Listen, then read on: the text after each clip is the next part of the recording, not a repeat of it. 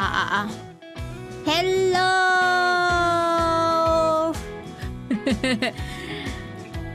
Ohazumi if you're in the morning, konbanzumi if you're at night. Hope you have a great day today, and welcome to another drawing stream. Yes, gesture drawing. Gesture drawing. I can't seem to pronounce the word gesture for some reason. Okay, gesture drawing. My tongue just couldn't, just couldn't like twist it for some reason. Hello guys, hello.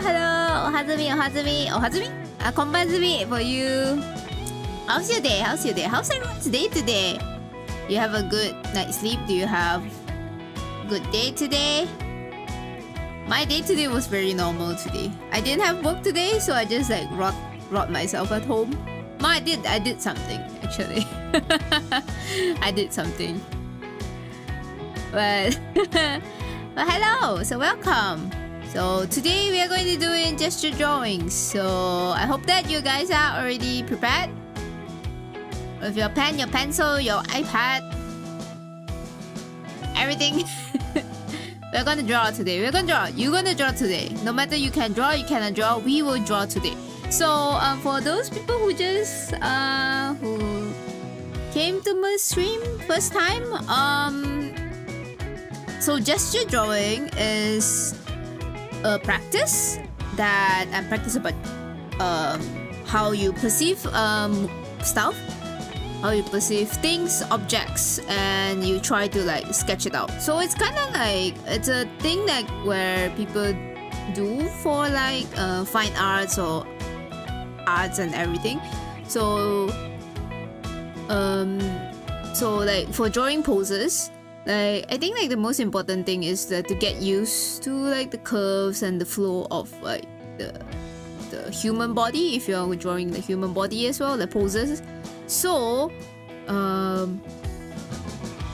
poses, like, so gesture drawings are really good in that. So it gives you like a 30 normally we'll do 30 seconds, like 30 seconds time, like, and you need to draw whatever that's on your screen within like 30 minutes, right? Yeah, so it's very hard. So like the reason why it's that short is because like you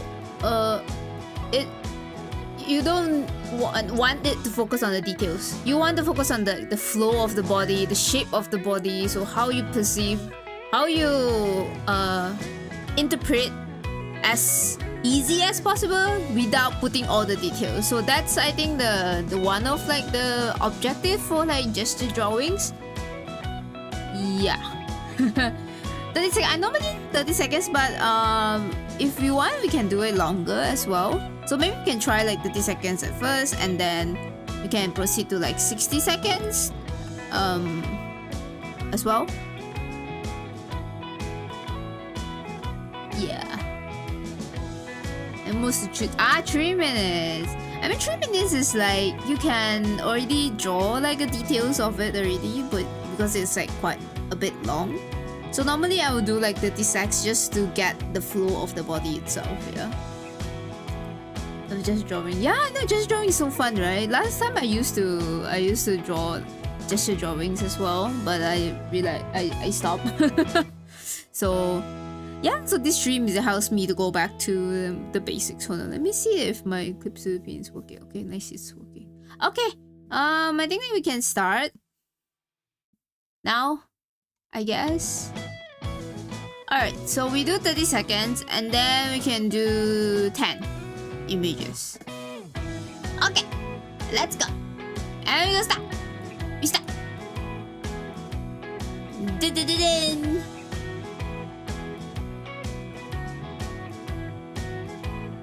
Oh my god, wait. Ah.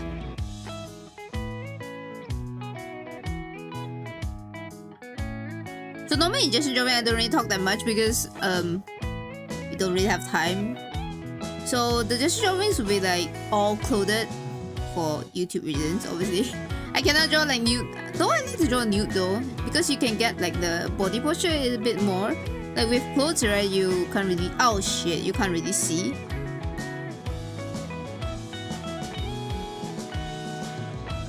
I'm gonna shut up.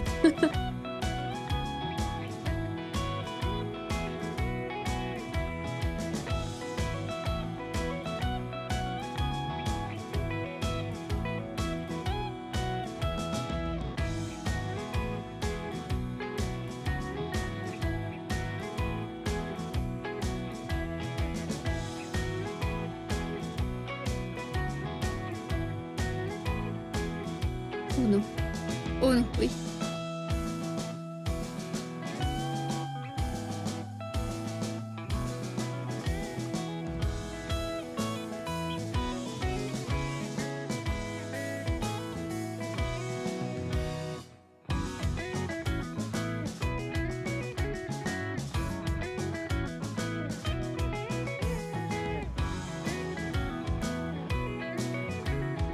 Ooh, nice pirate. Ahoy! 船長です。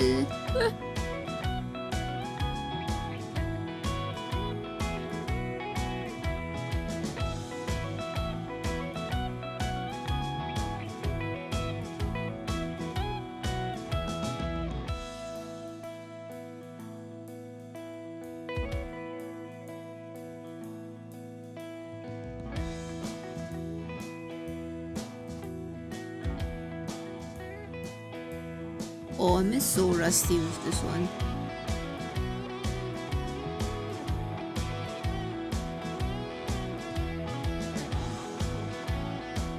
What kind of pose is that? It's like feet pose, you know? Yep, it's definitely feet pose.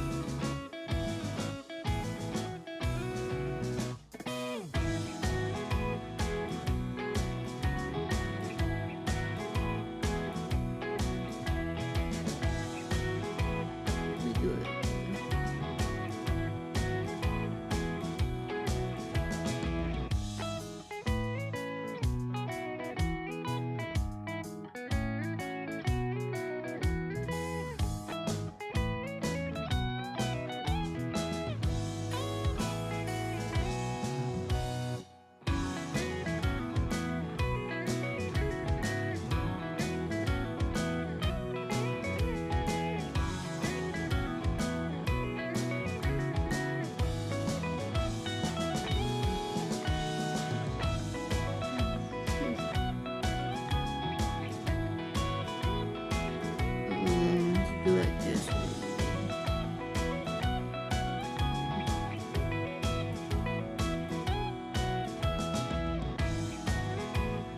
Okay, we're done. Oh, it was what was I using? I'm using quick poses, but oh my god, guys, I'm sorry I didn't see your comments. But Anyways, here are the results of it. I think it's like, oh my god, I'm super bad at it. Let me just put everything together. Try my best to put everything together. Hold on.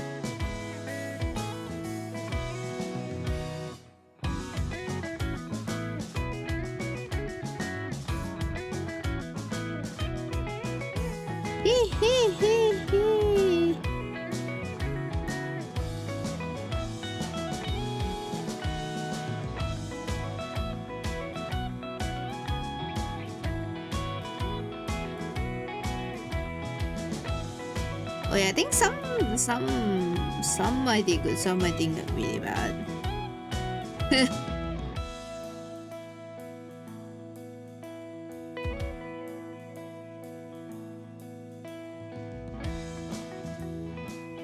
I think I need a bit longer because badly finished now.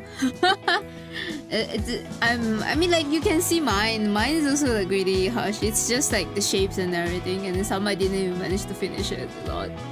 I think that is also like part of like the beauty of it, I can guess. Like I mean, we can say 60 seconds so that we can put more bit of like more time of it. Yeah, wait, let me open up a folder so I can save everything inside first before we get into the next session.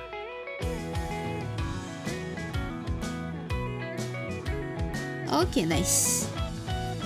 They're all just torsos. It'll be like that sometimes. Sometimes I can't even finish the hands. It's just like one lump of like an elbow. Wait, maybe we can try like 60 seconds. Okay. I think. Oh, you can pose. Oh my god, you can pose face.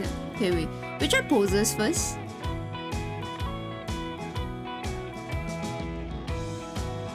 Okay.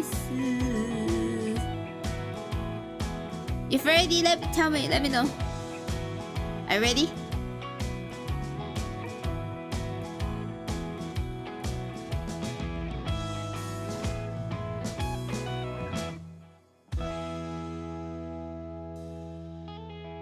Okay, then I think that we can start.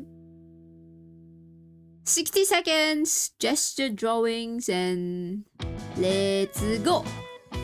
Okay. So we have a little bit more time, so we can take a little bit more time, 30 seconds more.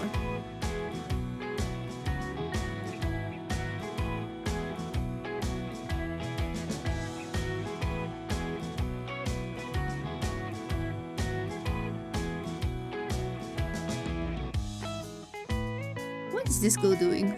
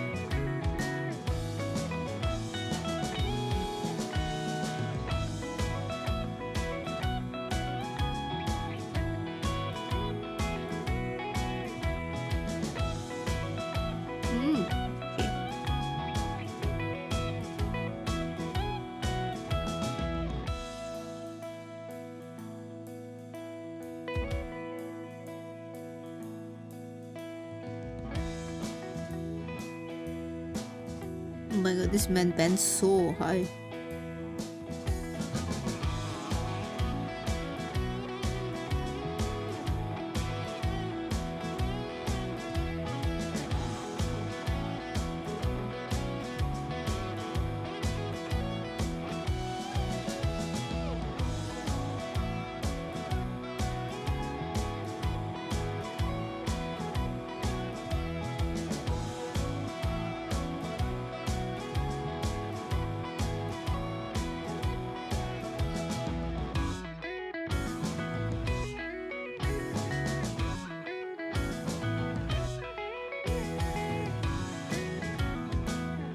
Okay.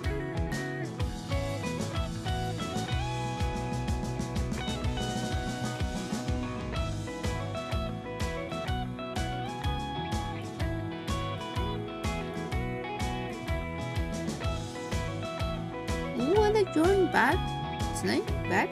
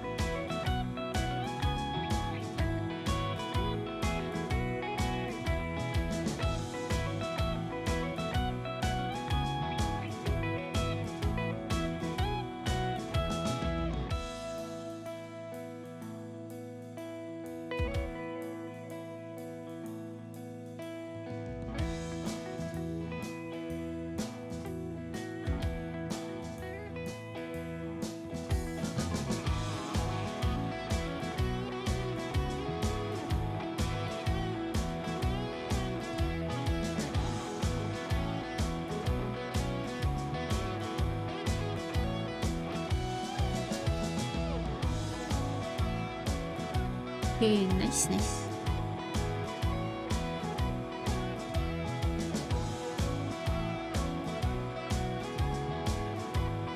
Oh, it's this guy again. Got the same guy.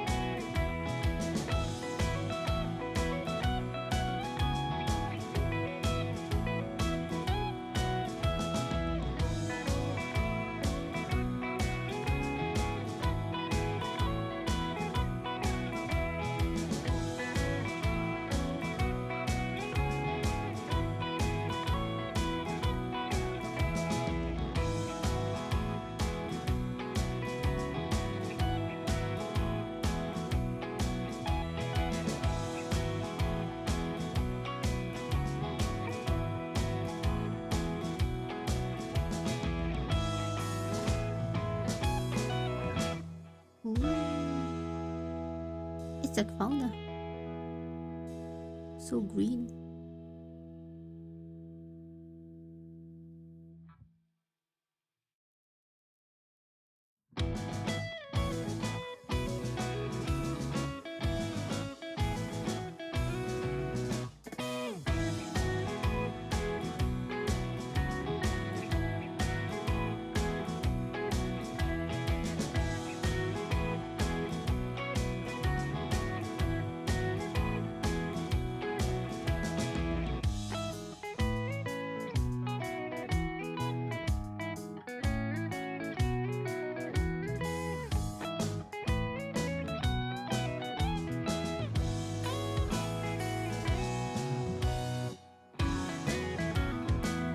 Wait, this is technically new. What the fuck? Oh no.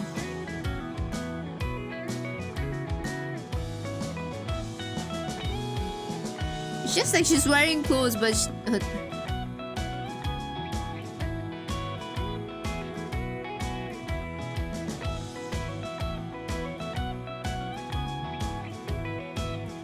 she's wearing like the see-through.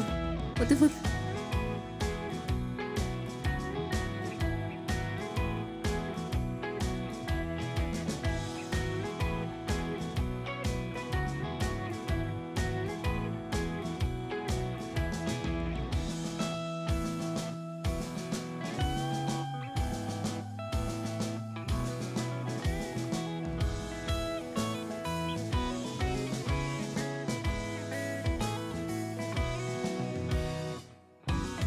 Yay, we done!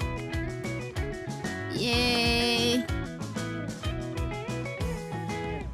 How is your progress? Oh, the last one was kind of surprised. This is literally like clothes, but nude, you know.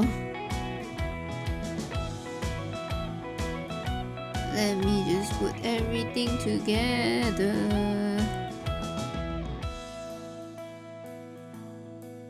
So we can see how it is. I think like after we do like the 30 seconds one, the 60-second one feels like we have a lot of time. I don't know about you, but for me it's like I have a lot of time for some reason, and I was like, what should I do with the remaining time, you know?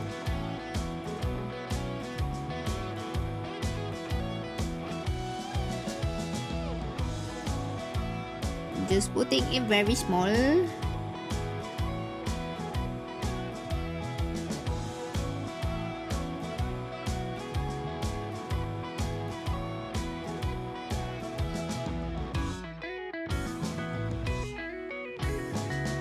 cannot fit everybody. Oh no. Oh no! Okay, I can fit you somewhere. I will fit you somewhere. Somewhere. Somewhere.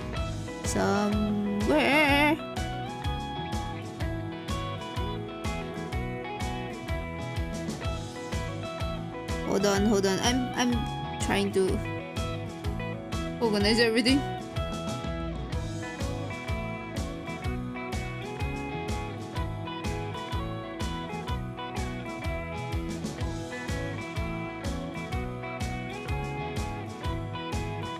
Okay, I think we're done. Hello Venus. Hello. We're just doing gesture drawings right now, and then we are doing the 60 seconds one. Oh, the rainbow, yes. How's your drawing though? I think I did pretty good, but I think I need to fix a little bit more of like the balance of like everything. I realized one thing, that I'm really bad at balancing everything. I think that's that. Oh, sorry. Yeah, I suppose like based on, I think let me just see the. Yeah, it's way better than the 30 seconds one.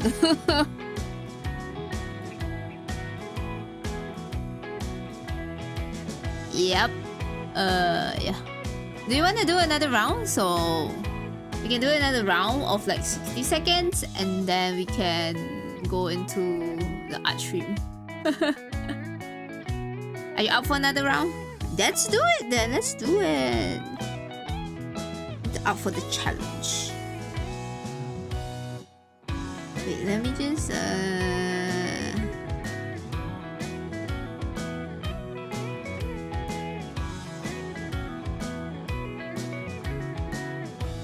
okay, let's do another one.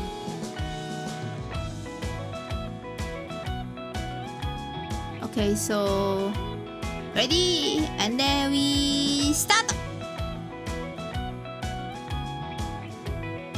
Whoa, there's 2 people here. Holy shit. Oh my god, Li Xiaolong.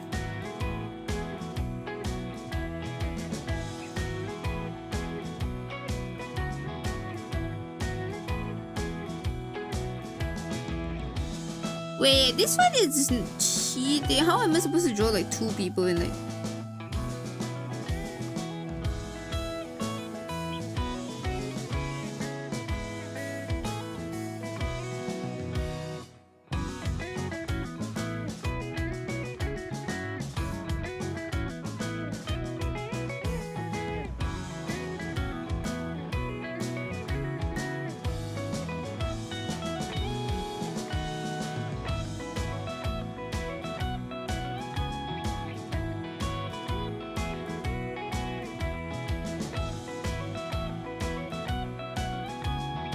Oh, okay.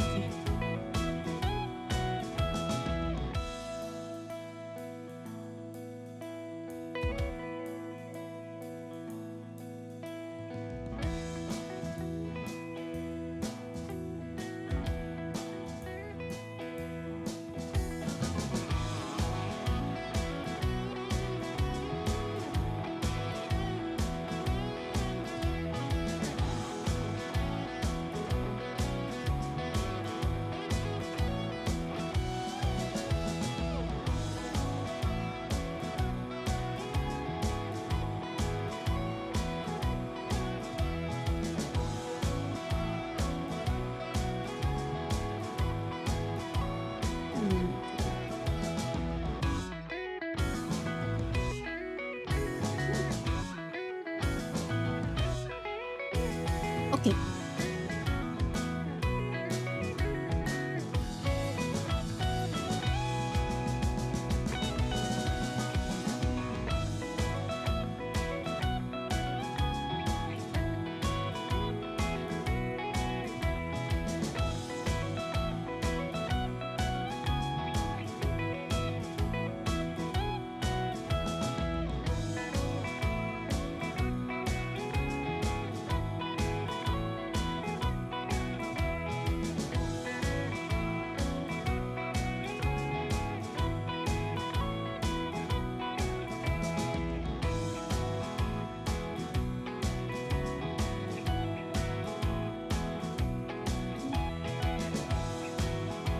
Sticking something, looking down.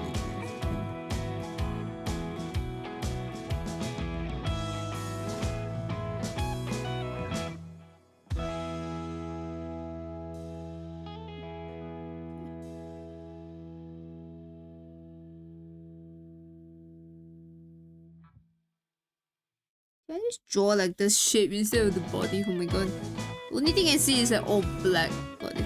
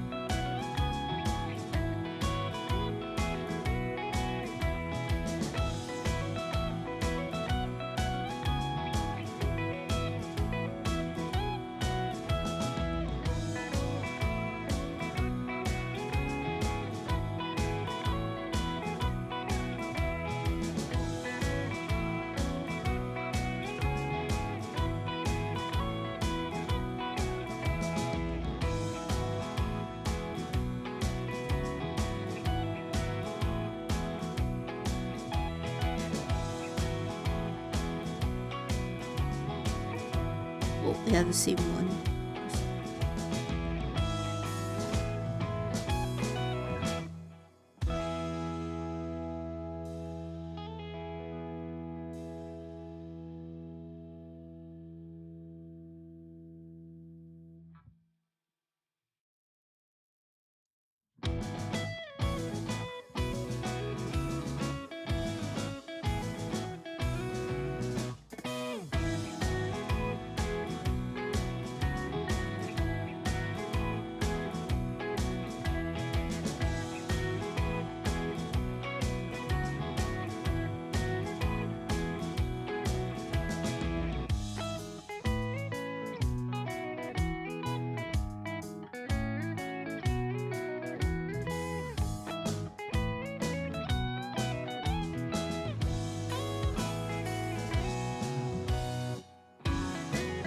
Yo, Kung Fu.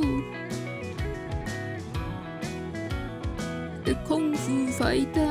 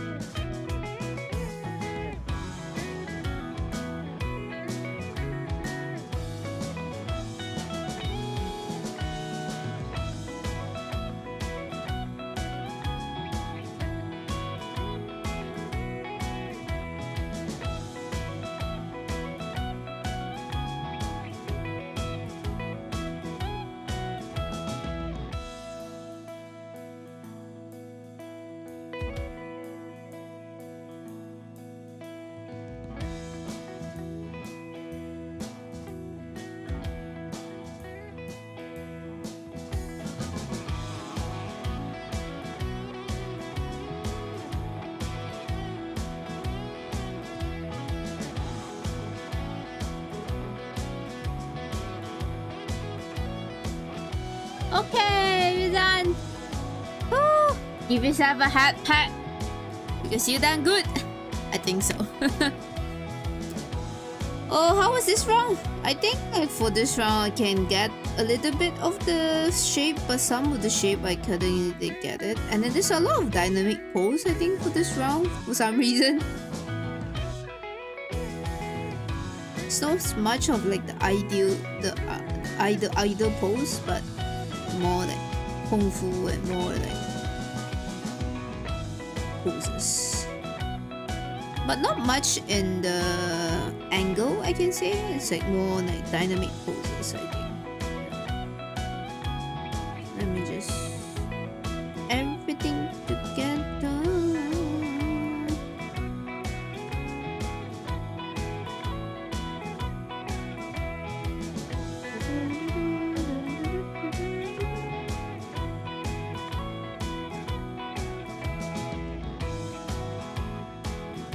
It looks much better this one. Yeah, I think like with like practices as well, and then we kind of get the hang of like how 60 seconds will pass. So maybe our brain is like, okay, I can do this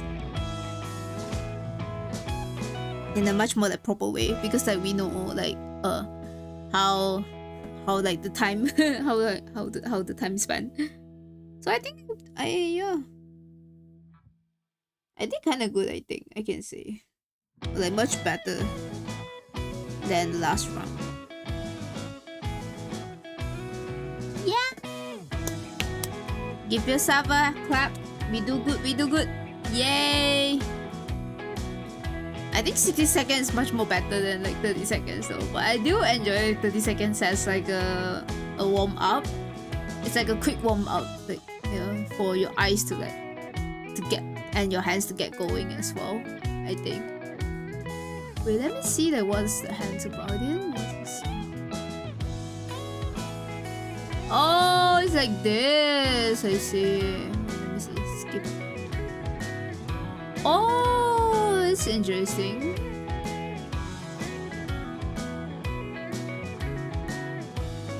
Yo, that's very interesting though.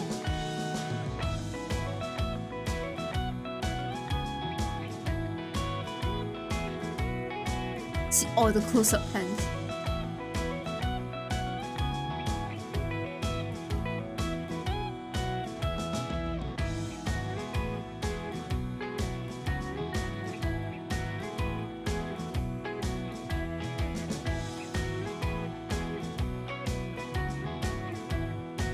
I see. Oops, it's only one. What about animals?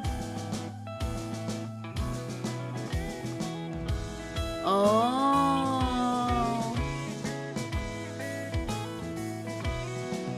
I see. Oh, cute cat. Ah, you also have landscape and urban as well. I see. Okay. So let us just go back to the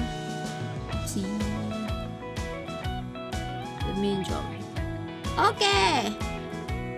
So we go back to the art stream. Thank you so much for participating in the gesture drawings. I really I think I'm warm up. I'm very warm up. So right now we just go back to our art stream. Yeah. Hold on, let me do a little bit of this.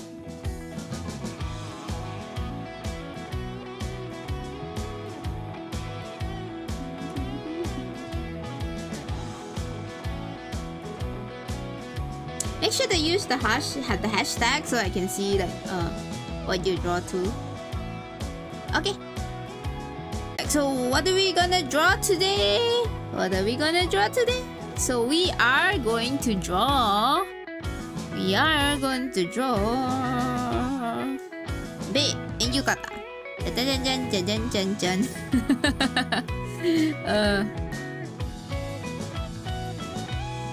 So we're gonna draw this, and hopefully we can finish it by maybe 2 streams, I guess. Hopefully. Maybe. I think. I hope. But yeah. So this draw, I wanted to try like a new style actually, like new coloring style. But I think I'm gonna try it in this piece as well. So I'm just gonna fix the eyes a little bit. And then yeah, so we're gonna start from the sketch. Yep, we be sketching today.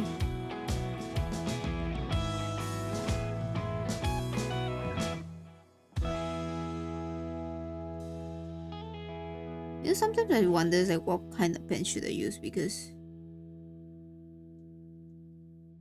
yeah, I'm very indecisive when it comes to pen. Like I was like, is this pen good or is this pen not? And then I was just like trying all the pens. But sketch, I would like to use a much more thicker pen for me. See, Bae's cute. It's not Bae, I haven't even drawn her hair yet, but you know, it's Bae. She cute, right?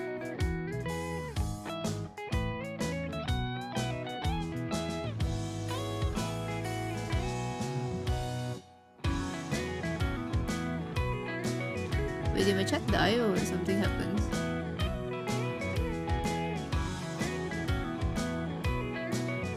Ah, okay.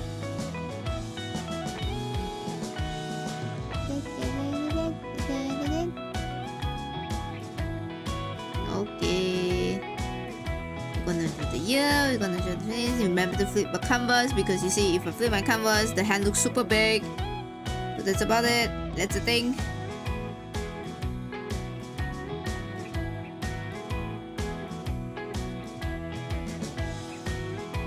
one thing I fear about like flipping the canvas is like everything will be like, I thought that everything would be like super balanced, and until I flip the canvas and say that, oops, see, it's not actually, and then fix it from there. But it's very important to flip the canvas though, so you see like what mistakes you have, because a good piece is actually balanced in like both ways. So like you can try to flip like the canvas that professional artists drew, and then you know they look very balanced.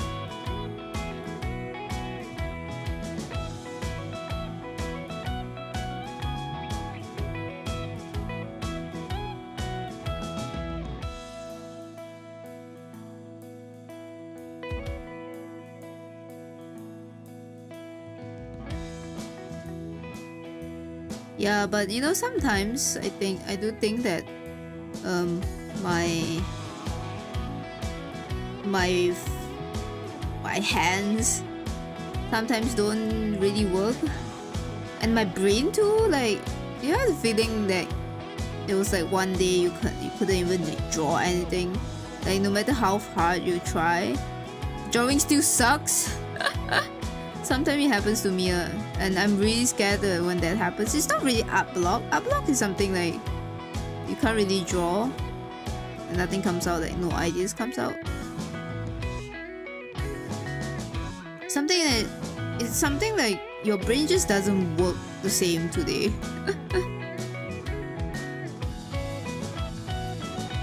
And you know, you have no choice but to like rest, because you can't really draw that well, and the more you draw, like the more you correct it, the more it's like so weird. So at that point, you know, I'll be like, you know what, I'm just gonna do other stuff instead of like drawing. It happens to me quite sometimes, yeah, when I was like too stressed.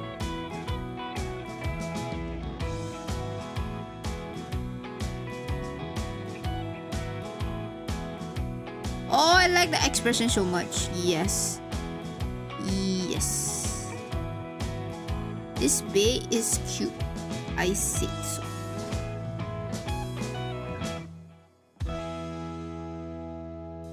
We need to end the summer with a bang, okay? And by means bang, I mean fireworks.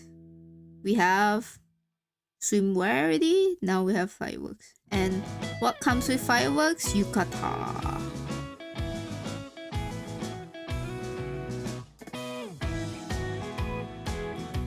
And then what comes after summer? Autumn clothes. And Halloween too.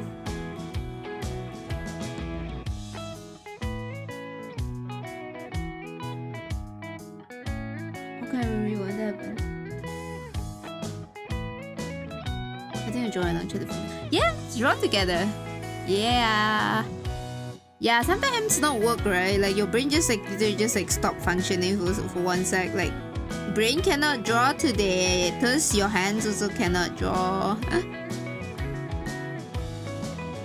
Let's get stuff done.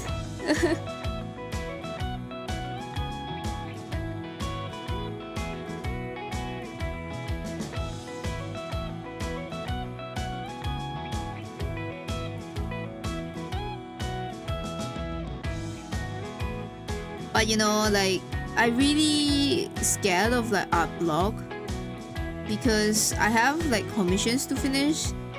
So sometimes I do procrastinate until like last minute, which is like not good, but I still get job done.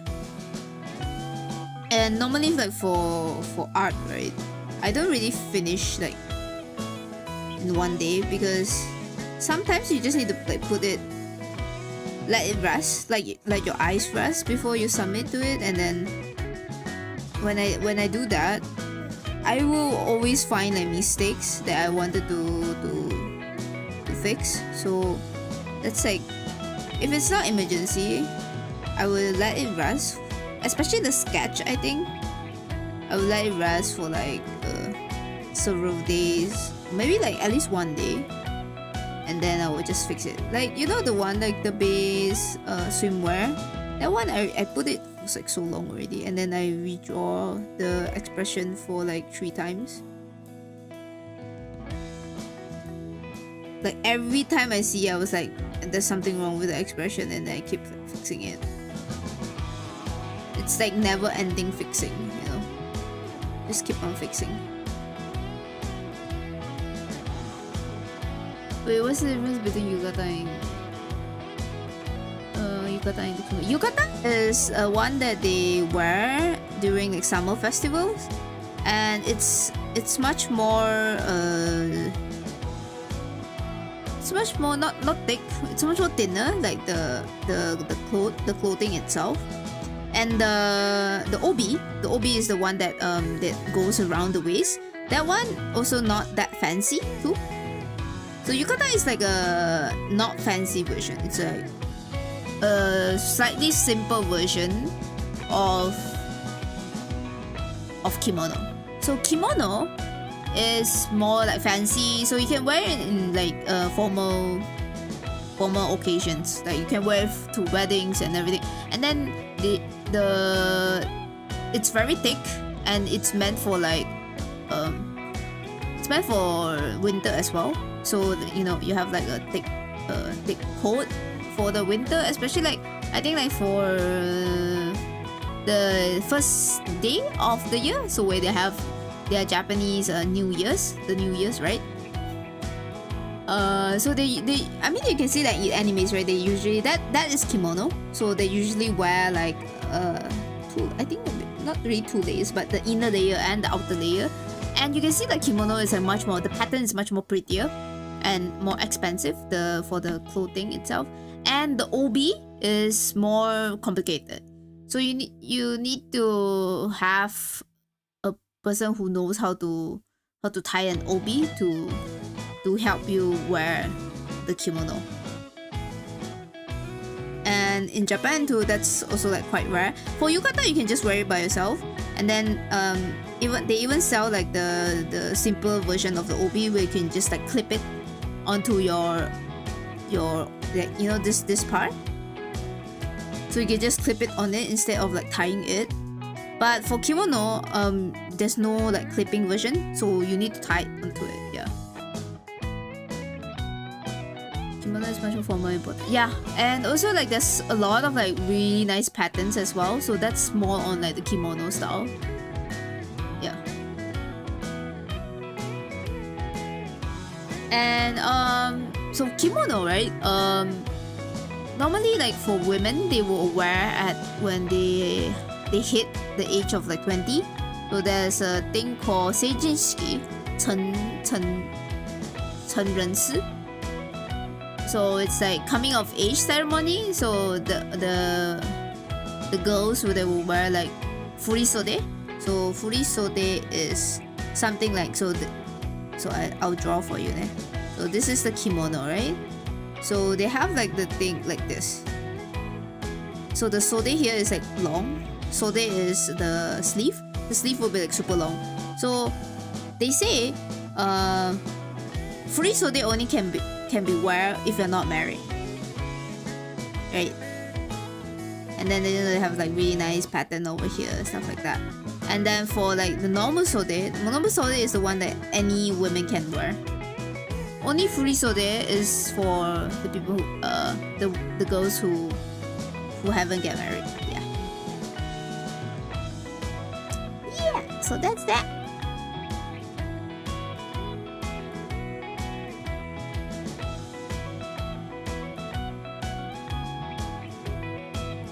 Oh, I like this bear, cute, bear damn cute.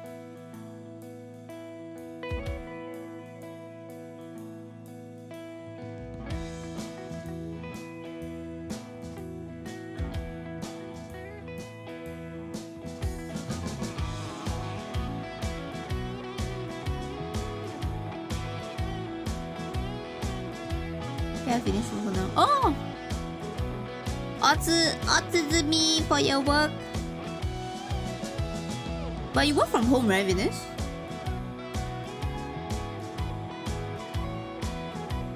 Or something like that. Yeah. Oh, India. I see. Never heard about that.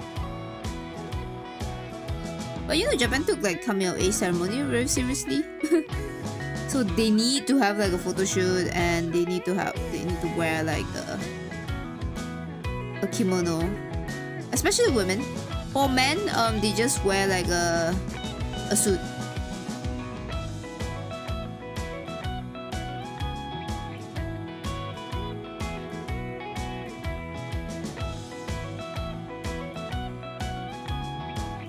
I'm just trying to figure out like the hair.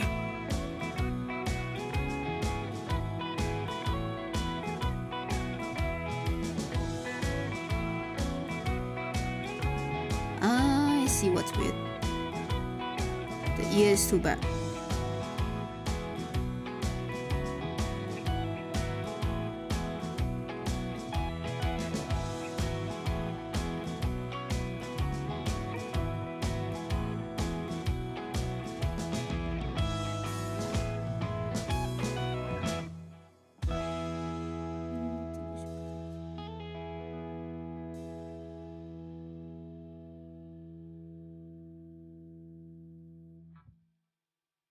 Then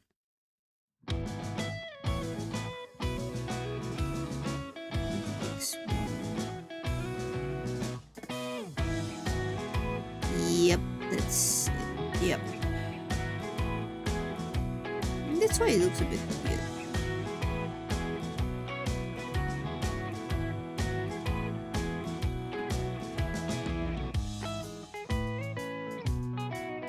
But it still look weird. What's the problem?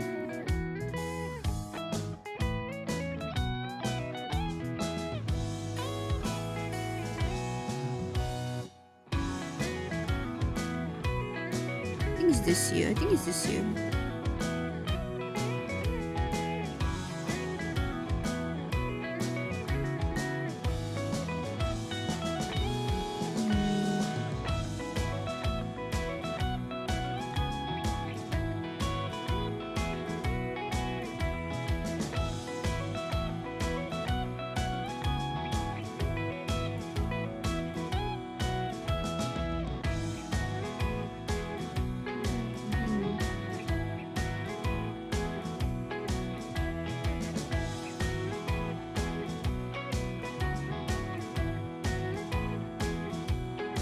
Wait, do you have the image with just the whole hollow yen reference sheet? Which one? You mean the bee? The one I'm drawing right now?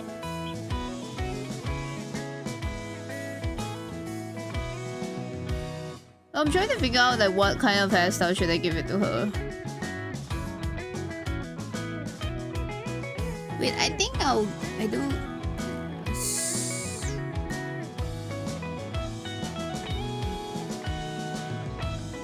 I will give her a low ponytail.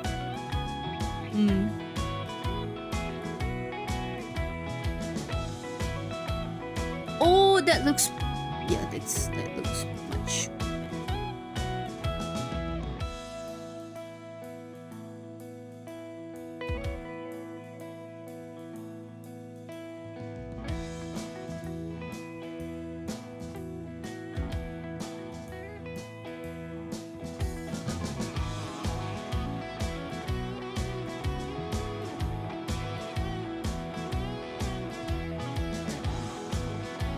Yep, it looks much more better.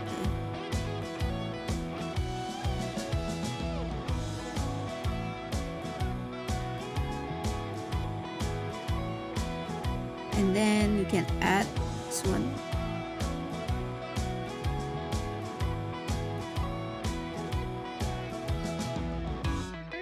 Hell yeah, let's go. I like this one.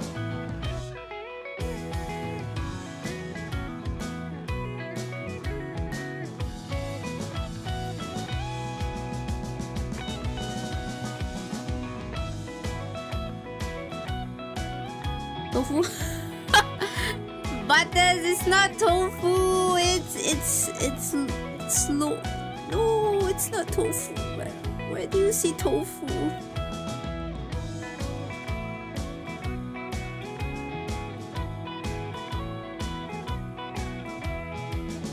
It's very say so, okay, today.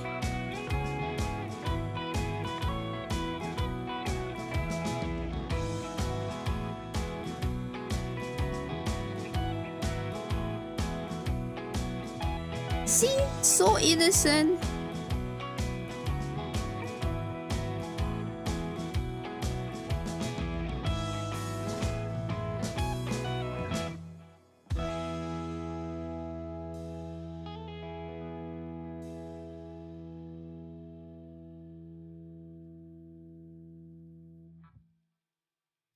I'm trying to figure out, like, I'm trying to give Bae like a good natsu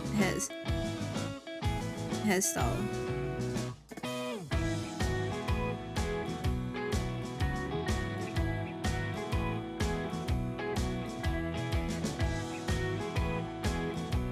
And trying to figure out like her this year.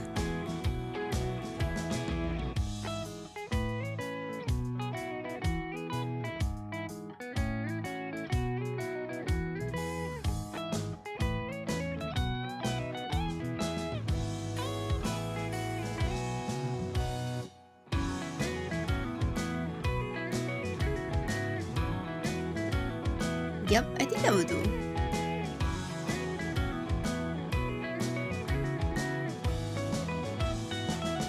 It's just food good. No, butter really came in the very good timing where I just threw tofu. But this time we don't have tofu though. This time is like so innocent, by the way. This time it's just pure bang, you know? With a bang. Because we are going to draw fireworks. And B. It's nice, right? I think I nailed the expression though. I like the expression.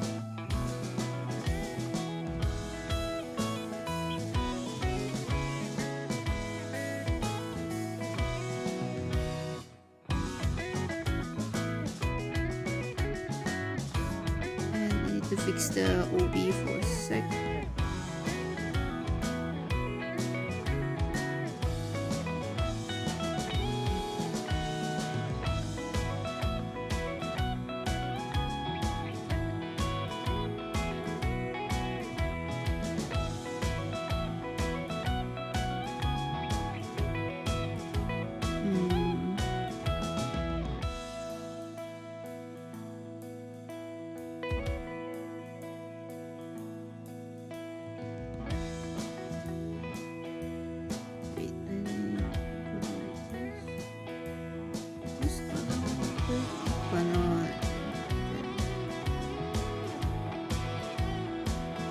Yep, I think we have it perfect.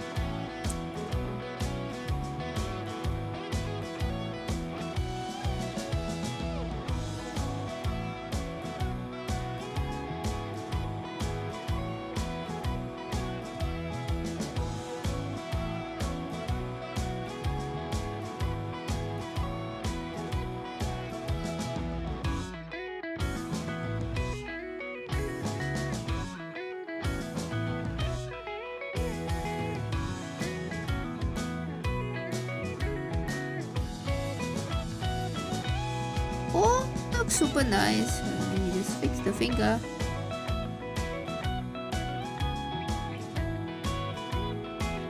And do you know what this is? The one Bae holding on her hand. So this is called ame ringo, right? It was supposed to be ame is candy apple, right? But it doesn't really taste like apple. It's just sweet. And it's really sweet because it's just sugar, by the way. Apparently, like, it's a Japanese traditional food that you must eat during summer festivals.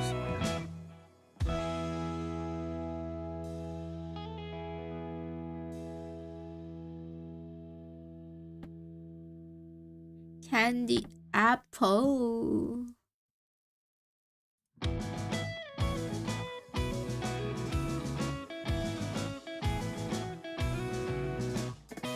Candy apple, you can say. So it's basically candy with like gloss candy, you know.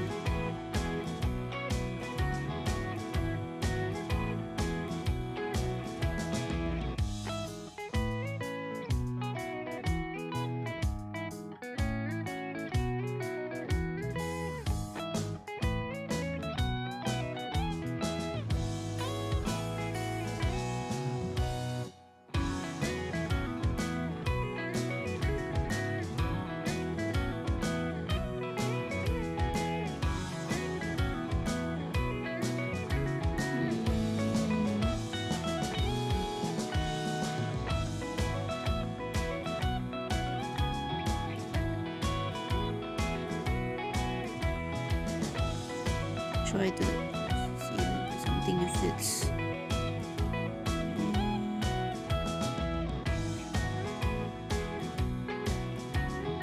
oh yeah, perfect. I think it's really perfecto. I wanna go Natsu Matsuri with Bae too. Definitely not parasocial. Ha ha ha.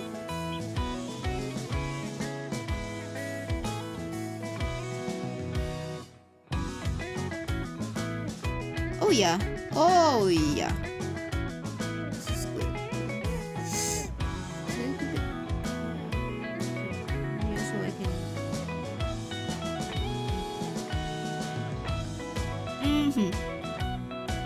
Giant lollipop? No, it's but it's red though. And it's like glossy red. So is it a giant? Is it a giant lollipop? I don't know. Yeah, it's not parasocial at all. You sure, Rice? Are you sure you're not parasocial to Crony? Are you 100% confirm you're sure that you're not parasocial to Crony? Can you swear on Crony's life that you're not parasocial to Crony? You get to try parasocial. Oh, you know Yukata Art, right? I actually spoiled myself already. Because I was like so, and then I think Pekora was playing today as well, and then I watched a little bit of a clip too. But I watched Jacksepticeye Eye played, and then Kobo played too. But Kobo one I didn't see. I was too tired yesterday, so I went to sleep straight. I know, but damn, you know the game.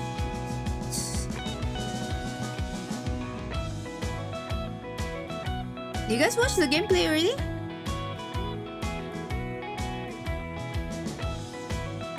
What do you say on Crony Star? I mean, just saying, you know, just saying.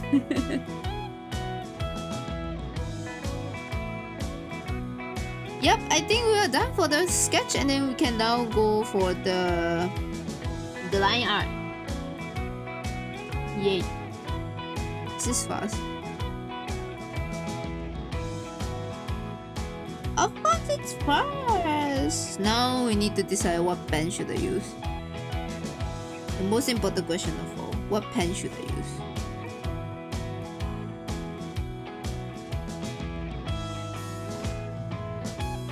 I think this pen.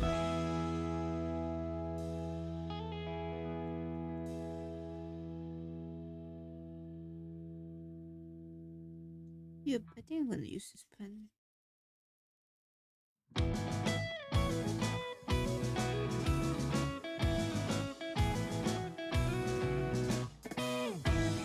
I haven't watched it in so long. Oh yeah, that's true. Like I also wanted to watch it. Like the moment when I watched it, like she went offline. So and then she at that time it was like 12 a.m. JST already. So I didn't went to like another room to watch her stream. But I did watch a little bit of the clip like today this morning. That's all. Oh, Jack, yeah. I mean, like, tomorrow morning. I enjoy it. Like, I want for like gameplay. I normally watch Jacksepticeye Eye or Markiplier. I think Markiplier a lot these days for the horror games. And Five Nights at Freddy. Man, that's yeah. And then I just open it and then I just like watch it when I eat.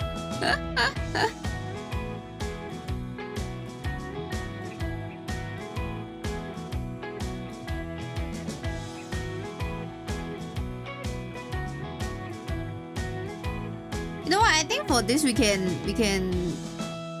do it until black colors, and then like for tomorrow or the next stream, like we can finish this up. Or we can even draw like the fireworks first, because you know it's important to set the atmosphere.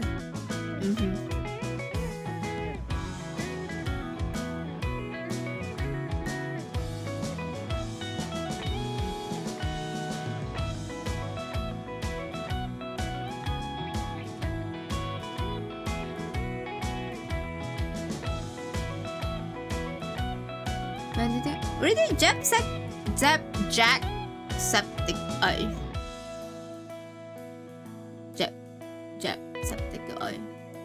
Jacksepticeye? Jacksepticeye? I don't know. I don't know, I give up. I used to watch him a lot when I was a VTuber. I mean, like, if you start watching VTubers, right, they would just like give you like recommendations for VTubers, and in the end, like all of your feed is gonna be VTubers. Mine's like a mixture of like everything. It's so chaotic. It's a mixture of like random podcasts and like memes. You know, like the people who read out like memes from like a Reddit post, you know.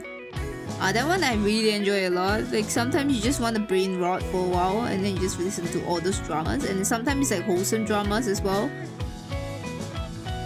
And then you just put it at the background. It's like TV, okay? You just want something on and someone talking.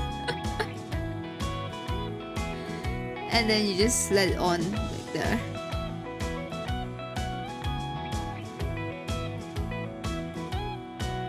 I mean, because I'm living alone, so you know, it will be like super eerie if like I don't hear anything sometimes. Sometimes I would like to have my own thoughts, but most of the time I want someone to like talk. And sometimes I do tune into like live chats as well.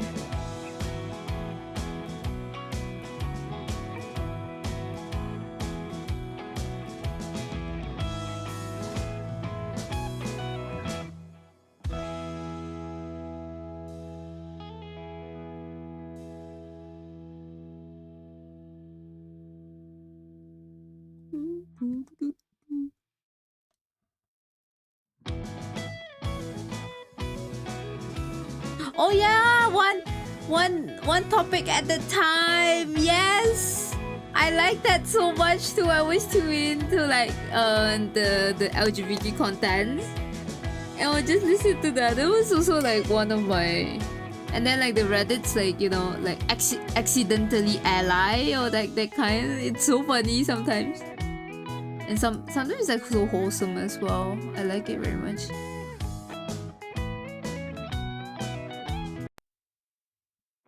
And sometimes, you know, you tune into like those YouTube too that react to like TikToks as well, like very bizarre like of TikToks.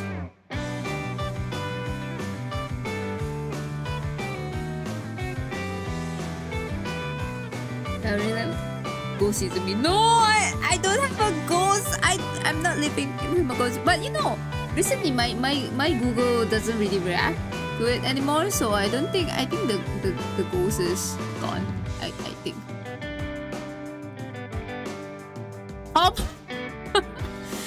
Pom LGBT, yeah, it's Beirut. Hello, Pom. How are you doing? Today is very wholesome, by the way.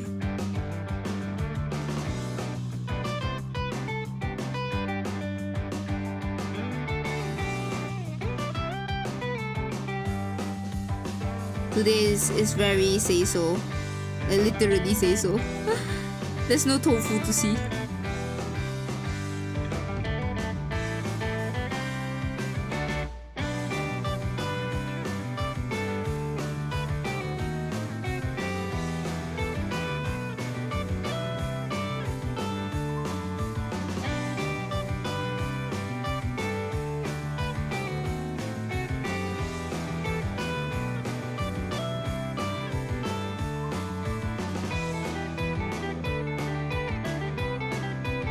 The annual conflict to be.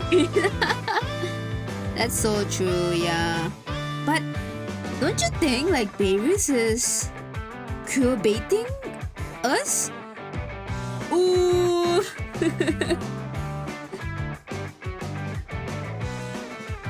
But on serious thought though, it's very queer baiting, no?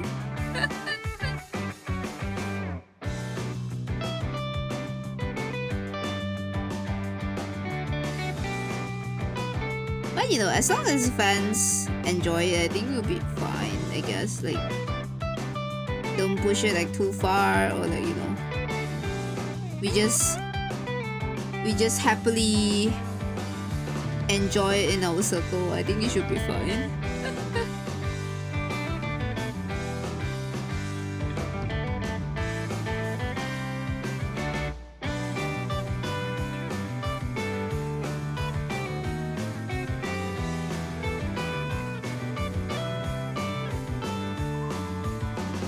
No way, babies queer baiting. I mean, oh yeah, thank you so much for those people who answered the survey question. I really appreciate that. So that was my research for my master thesis. So I will appreciate you a lot if you can spend the 10 minutes just to write about your opinions towards like Yuri and LGBTQ, because I'm doing a research about that. So how the Yuri genre contributes to the real life, actually, LGBTQ community. Right. Moshi is character 0 queer bait. Lesbian queer. I think Chihuahua was like 100%. No. I mean, we can't assume like you can't assume like people are gay, but you know, like the character she created. Oh yeah, she's damn gay, man. I swear to God, yeah. Berries, I can say Berries is kind of queer baiting. I mean, if you want my like honest opinion, I do think that Berries is kind of queer baiting. I mean, we can still enjoy it, obviously, but if you're asking from a researcher perspective, I would say that it's queer baiting. I can say like Yuri baiting as well, because you see that they don't really explicitly say that they are gay. I mean, that one is like, well, it's not like Marin. Okay, Marin's a bit different. Marin literally said that, oh, I like a girl before, but I do think that they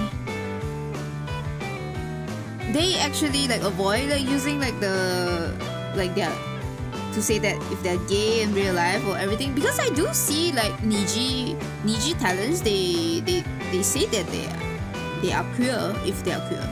Like they're not scared of like saying out loud. I think it's because of like Niji is not really that like idol culture-ish, but for Hololive, you know, much likely to push like the idol culture around it, so probably they don't want to upset the fans on anything, so they decide, or you know, if they are really gay or they're really bi or really, you know, queer in real life, they probably would just like keep it a secret instead of like doing it. Is that most of the Hololive just queer? But I mean, that's true, yeah. Actually, yes. Or the wish is bi or she's afraid of man. Man, said like few members. Like I mean we can take Marine as an example. Marine, I see some of the streams that she said that she went to a all girls school and then she did like women before. But that's the Japanese context of it, right? So she said we don't know. We don't know like if she's like really cruel or it's just like a phase thing because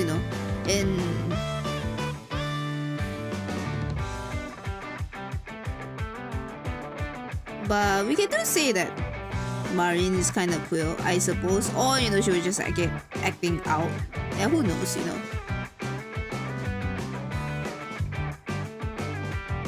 I think so. At least by I'm more attracted to those girls.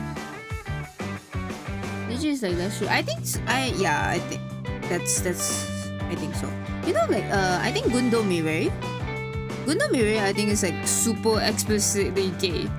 Actually, literally say I think like there was some of the streams that she literally said that she went to Nichome, and then she went for like drinking as well, and then like there was a table, and then when she glanced through like table, there was like 4 people of them on the table, and then like when she glanced through the table, she said that all of them like she has slept with before, and I was like, oh my god, what the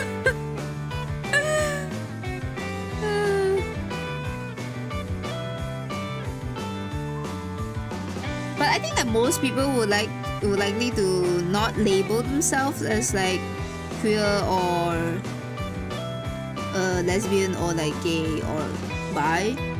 I think that most probably it's because like the political reasons that tied towards like the labelings.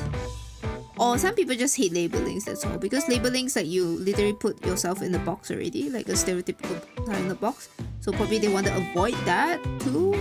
I think most likely it's more like political stance, I guess. That's my opinion. Yeah. They broke out too. She said that she wanted something. Oh, I see. Okay. Maybe like there is someone who look at our because we have another Coco incident. Really? I didn't hear about the Coco incidents though. What happened? Because for the Kaicho, right? I thought for Kaicho is the China incident.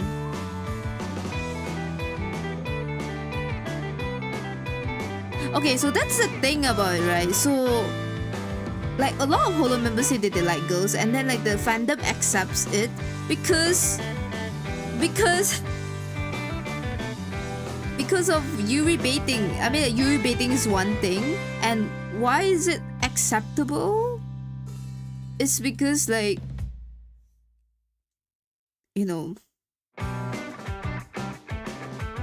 fetishize. Imagine if they say that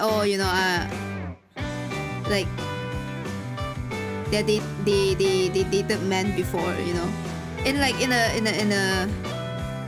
a different context. I think like the whole fandom would just say, oh my god, no, like that.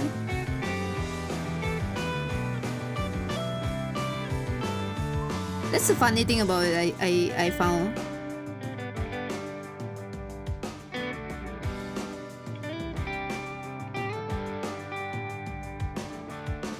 Berries do be very hot. I agree very much, Pom.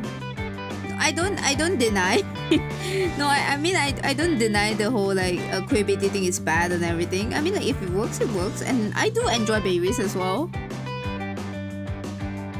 It's just like from if you want my brain to be working, you'll be like yeah, kind of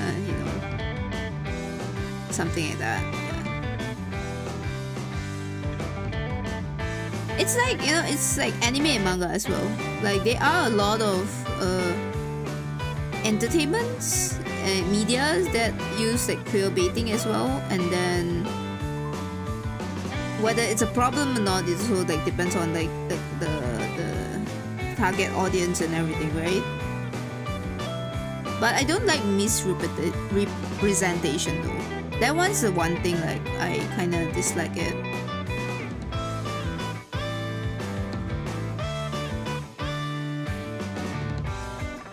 well, media. Am I right? And then, you know, like pushing like Yuri queer baiting is also one of their business way of like doing business as well. And then as long as it's doing well and the girls are okay with it, then I think it's fine. Yeah. And I bet like in the Hololive fandom there's a lot of like there's a lot of queer women too, or like queer people in general, for sure.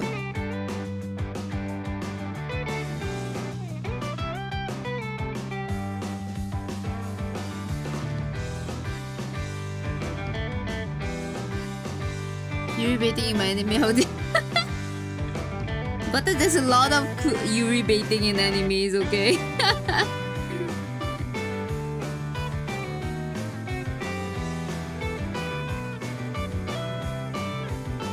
And then like, you know, from they bait and then they bait the fans, and then the fans will make their own stories.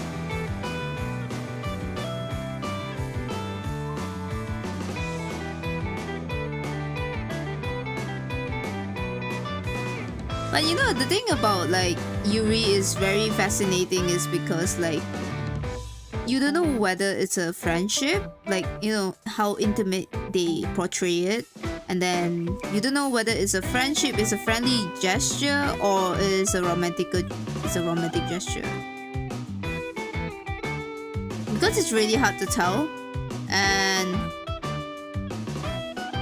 compared to men, like women are much more like skin touch, like, you know, more touchy, and it's not weird in the sense of like how society perceive. So it can be interpreted in like many ways. They can say that, oh, we're just best friends. The idol anime industry will compare it. You know what? That's so true. Like, basically. I said they will have. Oh man, that's true. And the family gets mad because the guy wasn't them. Yep.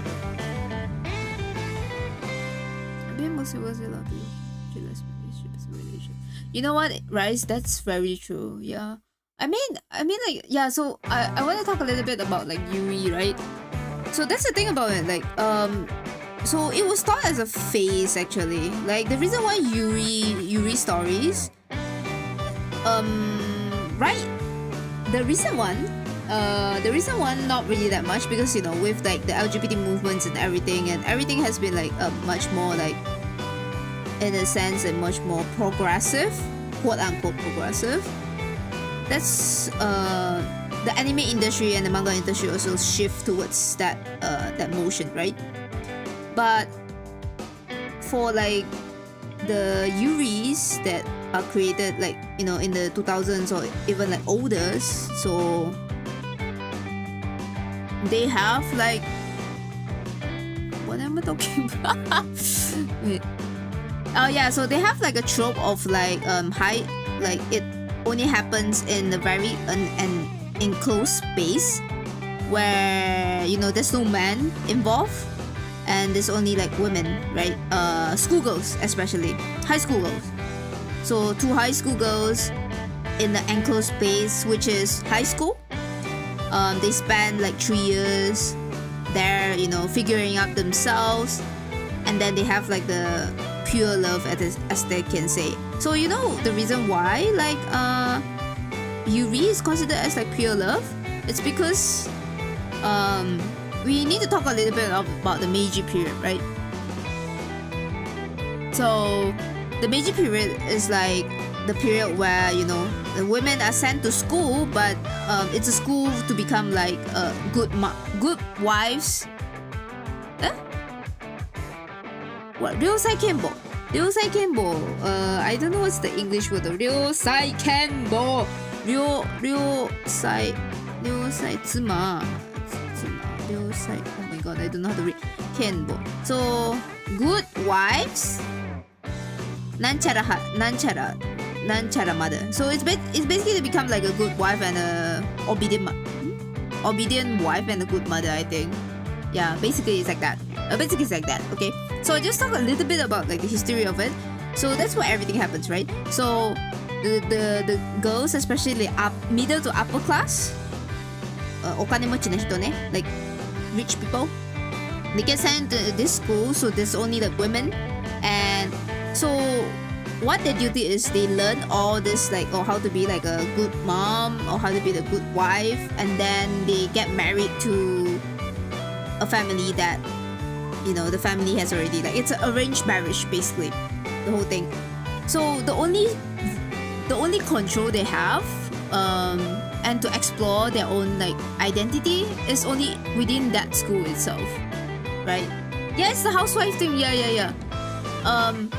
So it's considered like pure love. So love without political ties or like social ties, because in the Meiji period, getting married is not like loving each other and then you get married. No, it's very political, and it's mostly towards like, if you want to elevate your status, if you want to basically, like, there's a lot of things tying to that marriage itself. It's not only like love. Basically there's no love actually. So the only time they could experience love is through their high school, right? So that's why Yuri has the name onto it, like pure love, and very iyashi, very soothing as well, therapeutic. So that's where like the whole trope comes from. And even until now, there are some like mangas that follow this trope, which I think that it's not a bad thing. But now it becomes like something like, a lesbian relationship is not a real relationship, because eventually you will give in to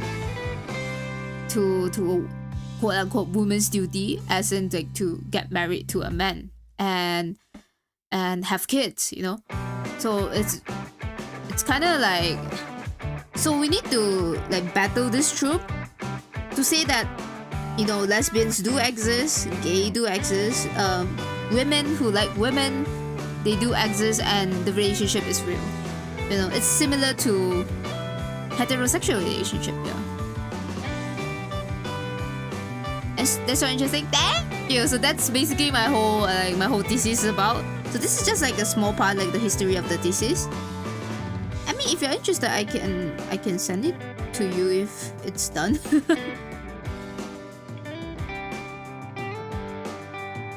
I don't know though, but if I manage to write it, like if my research is it's going well and everything is good, I might consider to publish it. But let's just see, because the reason why I also choose this topic as my master thesis research is because like I wanted to contribute more on the Yuri side. I mean, I do enjoy Yuri a lot, and I really wanted to like do more research about it.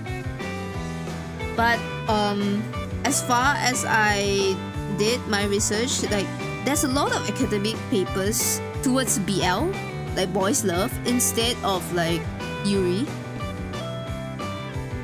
So that was like thing like that is like ちょっと残念. Like there should be more like papers towards Yuri, but people more focus on like the BL side. It's because like it's a phenomenon thing right now. Yeah. Lesbian theory.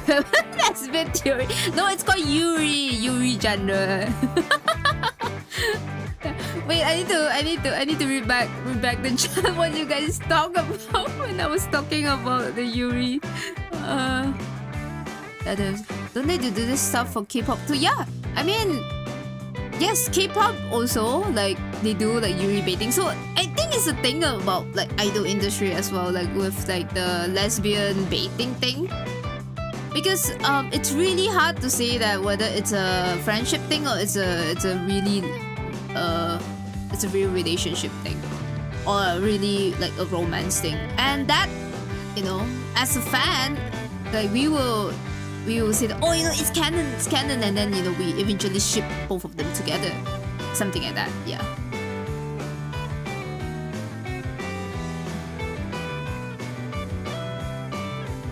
So for the Love Live fandom tried to quote them with us. You couldn't direct the male MC at the go. Oh really? Oh my god.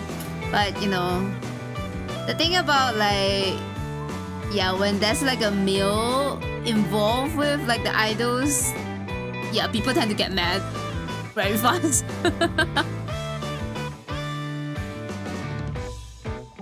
Okay, Suzume the others.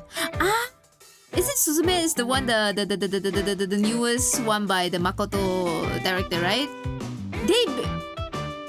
They make the girl in love with a chair? Oh god.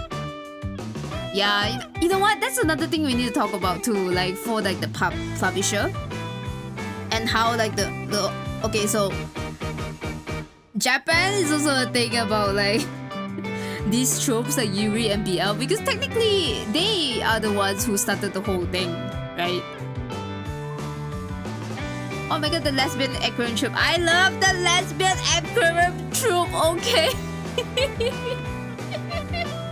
I love that too. I find the Miss has straight guy friends count, so as gay. Really? I didn't know about that. I didn't know about that. No. Hey, that's interesting. We arrow ace do exist. I agree and I validate your existence. Arrow ace do exist. I also have friends who are arrow ace too. So yes. They do exist, and we can't ignore that fact as well. And what am I talking about? Hey Eric, you are a bit late. You failed the fountain. Thank you very much. Thank you very much. Honestly, I would love to read the paper. I will. Yeah, sure. You just need to wait until next year. I need to write the paper out. I'm still on collecting the data as well, and that's why I need your help for the data. But yeah, what I was talking about again?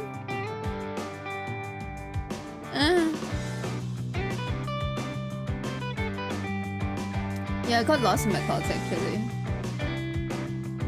Every time I said the book in conversation, so the guys buying the milk. Oh really? Oh, I see. That's interesting as well. I think like Iris also has like kinda a lot of female fans, right? I think you know what? I think because of Crony. Crony gets a lot of fangirls, I guess. I think because of her voice as well.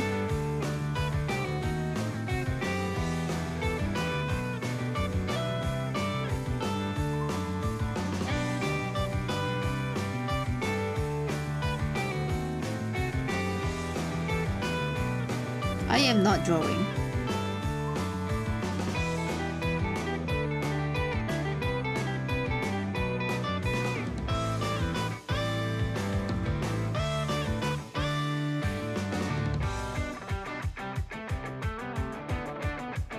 And due to this, a lot more female console artists than female male artists. Ah, I see. So I think yes, council do attract gay girls, I guess. I think so. But I thought my initial thought was like when I saw Kelly, I was like, oh, maybe she has more women, like go friend, female friends, right? Crony is too hot, damn. You know what? That's so true. Crony is just like raise everybody up. Once to see.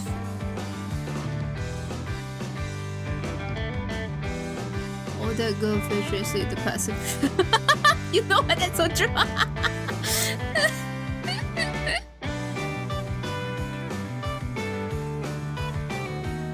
Oh, that's funny.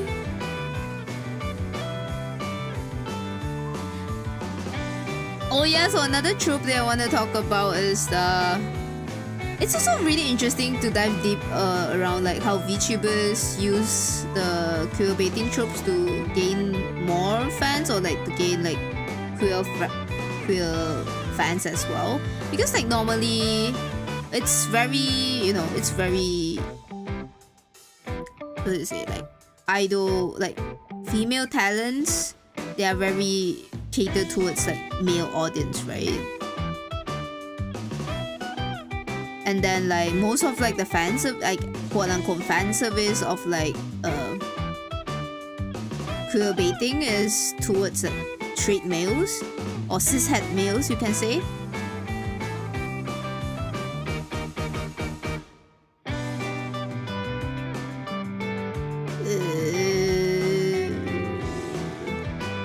Give me a moment to fix everything.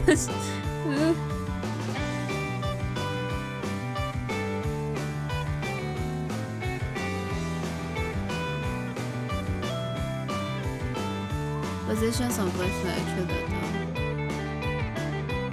Hey, no, I'm actually surprised like Fauna gets a lot of women female fans though. Honey doesn't female straight guy fans as well. Oh, I see. Hi, so me stop and say hello. Let's go over the hours. Okay, Zero. Hi, Zero. Please take care as well. I know that you're retired, so don't force yourself as well. You can rest. But thank you for coming though. I think that's why like the female fans like are much more catered towards council, I guess. But what do you think of Edwin though?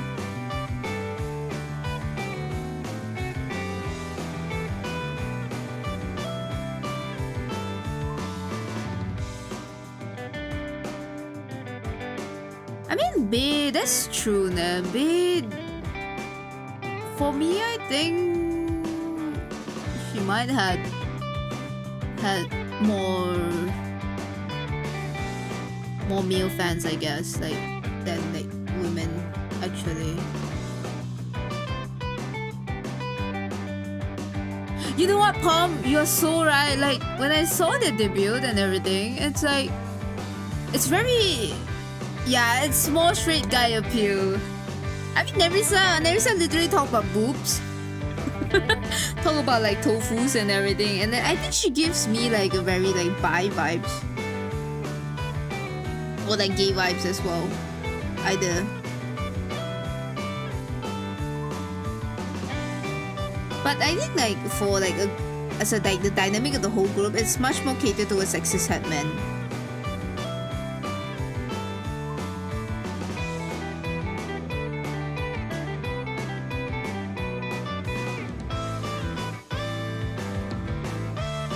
Nerissa's going after everyone. Nerissa be like, whether you are a woman or a man, I will catch your heart.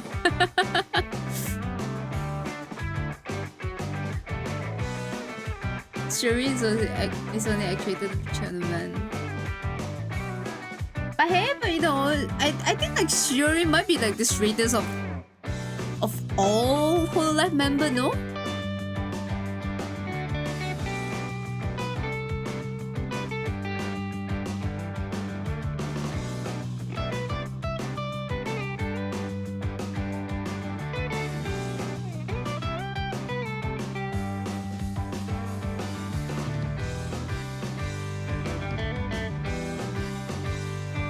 I know more. Not is Shurin is Ikemen. Yeah, you know what, Shurin's like Ikemen though. I mean like there's a difference between a fictional man and a real man as well. But normally, like if we're talking about like stereotypically, I think like Shurin probably be straight, I guess. But you know, one cannot assume. But I'm just assuming based on my experience and my friends.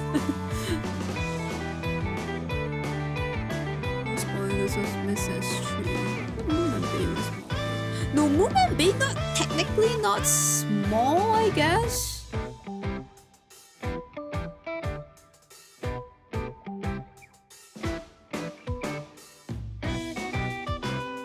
Yeah, and Moon is not really that small though. Gura is small. Gura is like damn small. And Ame is Ame is Ame. Shuri and Bae levels were made of. But you know, the thing about like Bae is like, because she doesn't really do any like, you know, I mean like she did do like situational voice and everything. It's very catered towards like straight men. But then, other than that, like she doesn't really do like, you know, very parasocial stuff, if you get what I mean.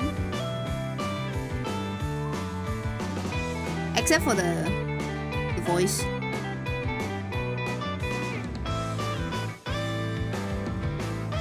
But you know, sometimes I would think like some of contents are really catered towards like straight male, or like she has like an image of like catered towards like straight male.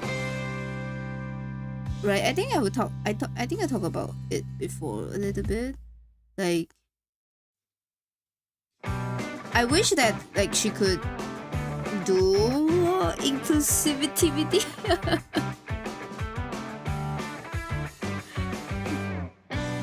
So, well, average, smallest is big. In council, right? But if you compare it to Gura, is it really that small? Oh, really? I don't know. V seems like big. I don't know. Should have shade if you're not fictional. Oh, sure, it might be. Yeah, or you know, she just it's a character. She can't really say that. Oh, I'm straight, I like men, and then all the fans will be like, oh my god, parasocial time, you know. That's a big problem for the company too, though.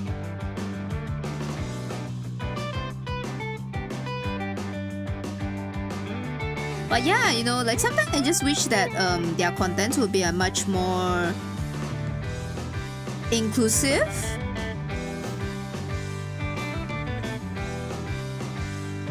But it's a Japanese company, so that inclusivity is gonna wait a little bit longer, I guess.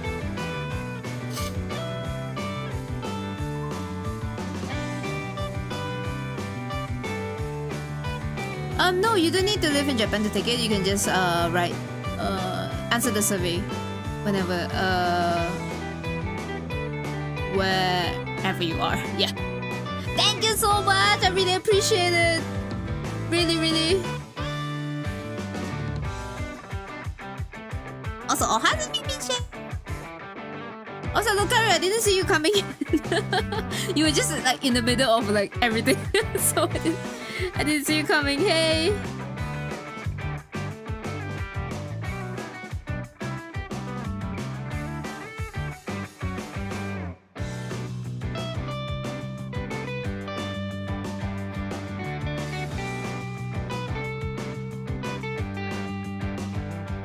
Do you think Shiori is by?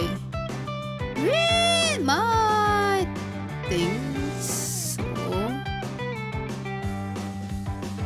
Bay definitely has a pan fat comes with casual tattoo. You know, I don't think she think that much though.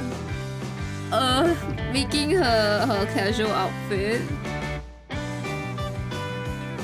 Because from what I know, like from what like the contents that she make is very catered towards like men, you know, judging by the contents.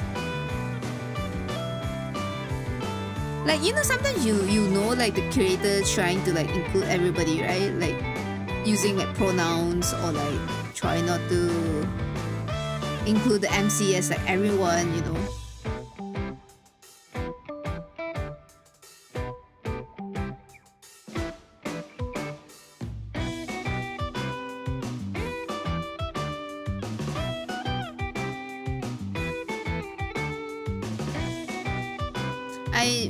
Sometimes I just wish that Hololive could remind that, you know, not only men likes idols, women too likes idols. So, you know, their contents maybe can be a little bit more inclusive, you know, not only it's like, and okay, so I think I know where I stop for like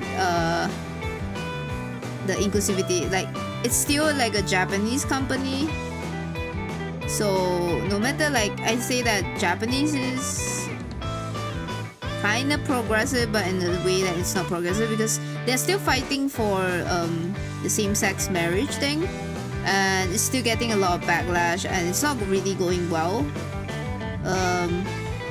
Which is like really sad too. I went to the Pride parade actually, like this year, and I can see like there's not really much of the Japanese. There's more like foreigners.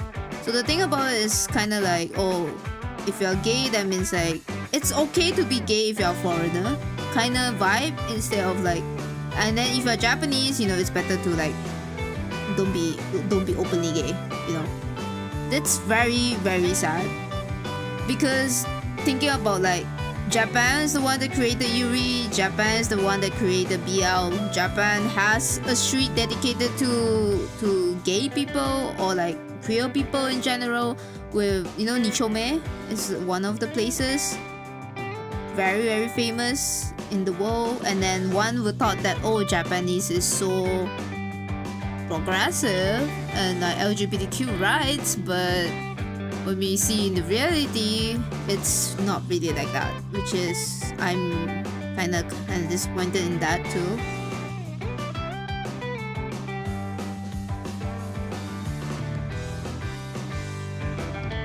I mean, that's also one of the reasons why I decided to do the survey and my research as well.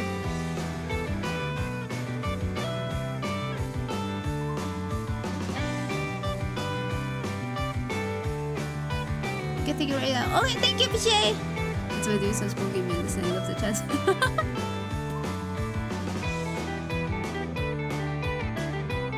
I feel like connection is more easy to pronounce research stuff. Ah, I see. Okay, I didn't really see like Chronista stream that much, so not really know.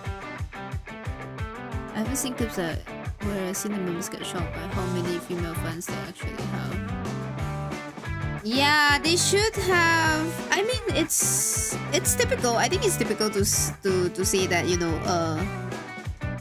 what, I think I did something wrong. Hold on, let me check my head. Okay.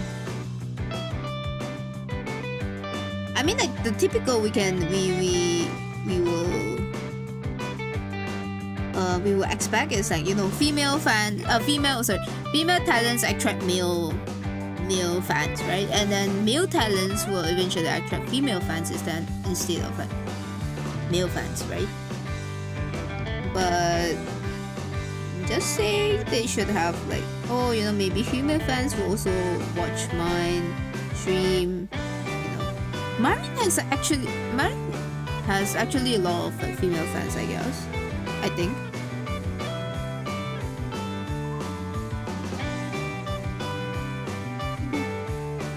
Where's the person that go post on the female?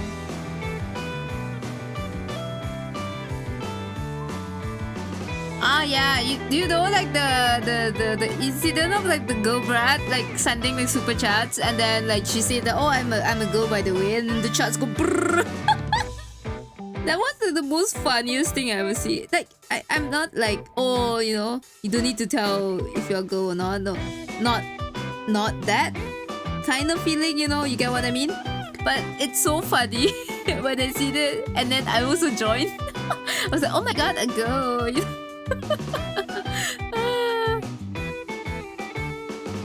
Oh my god, a girl fan! Holy shit! Such a rare sight. Can I have your number?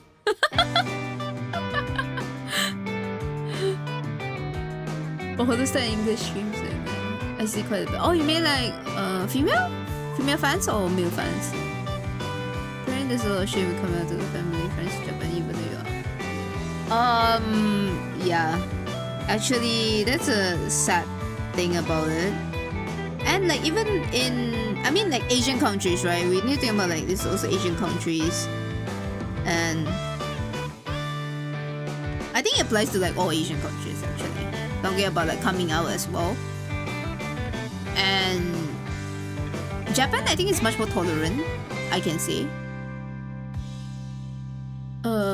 They don't really like hate on the spot. There's no hate crime ongoing because Japan are much more like, they don't really do violence that much. That's a good thing. One thing good about Japan, but you know, who knows what will they write or they talk behind you. So that's the thing about it. Yeah. Do you see the Pride movement or something they come in Japan? That one I'm not sure, but Pride Parade has always been a thing. Like Tokyo Pride Parade is very famous as well. So a lot of I'm not sure because like around me mostly are queer people or like ally. And for Japanese, I don't really talk to people who are really homophobic. So at that part, I'm not sure because like, once I know you're homophobic, then I'm just like, you're our money. But I'm not talking to you. Go away.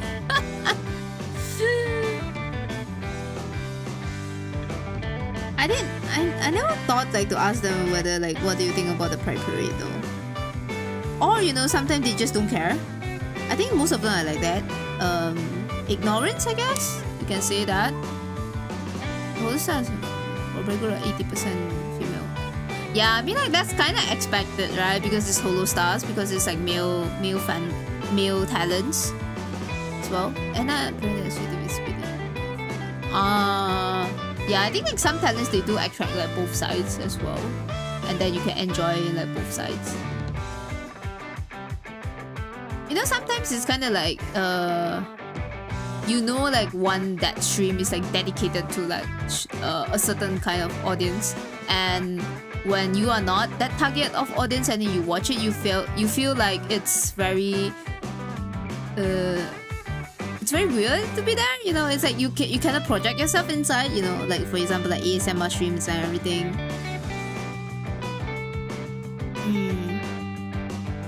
Most kids should just look at who is who.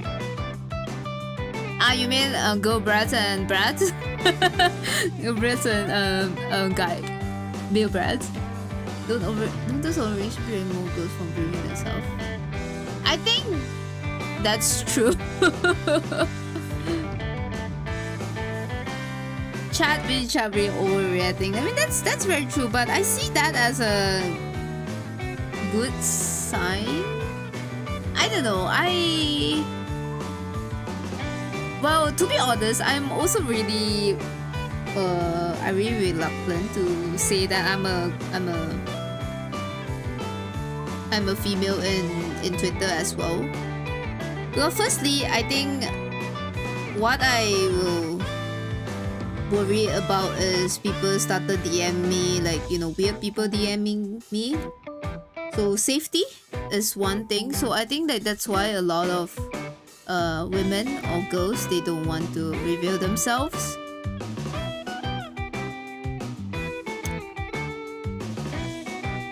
I think it's most likely to be safety and don't want like harassment to happen. And you know, we are just here to enjoy our Oshi. So I keep fixing the ear for some reason. The ear doesn't need fixing. The ear doesn't need fixing.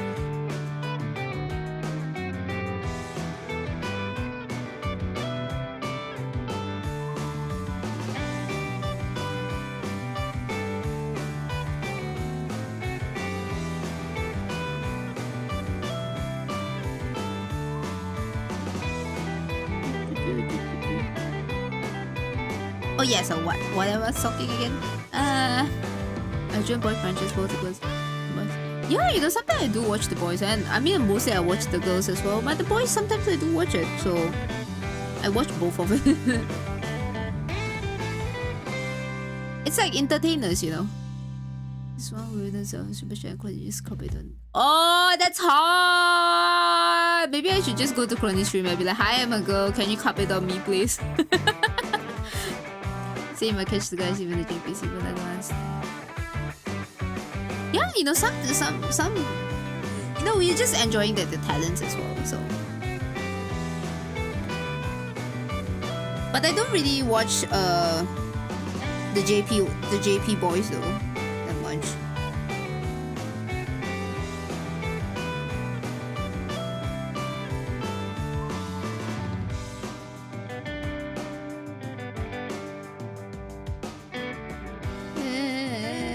eyes is a bit weird. Shit.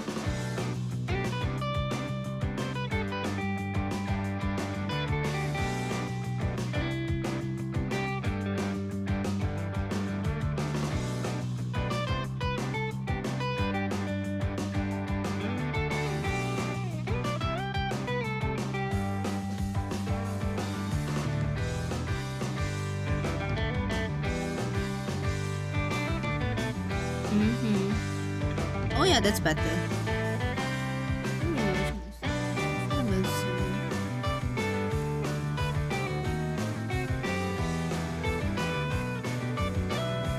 Yeah, I think online game is much more like harsher, you know? Like especially like FPS games. I see like some like there's people who like are doing like clips and then they will like especially like Go Gamer, I think. They get harassed a lot. I think Valorant is like the most toxic place, as you can see. LOL, League of Legends as well, LOL as well too. So these places is that once they know you are a girl, it's either they treated you like a girl, if you get what I mean. Like, oh, I will carry you or something like that, Or they would just like diss you, like, you're a woman, what are you doing here? This is a male-dominated space, whatever, like that. Like, game is for boys only. That misogynistic stuff. So that's why like a lot of people, they don't want to like reveal their voices, or they probably use like a voice changer or something. The game side is toxic, very very toxic.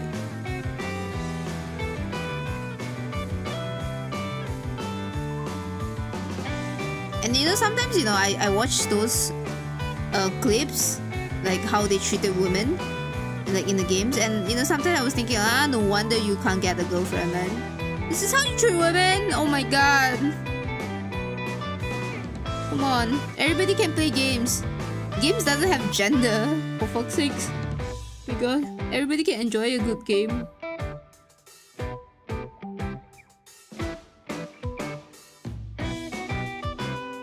So weird.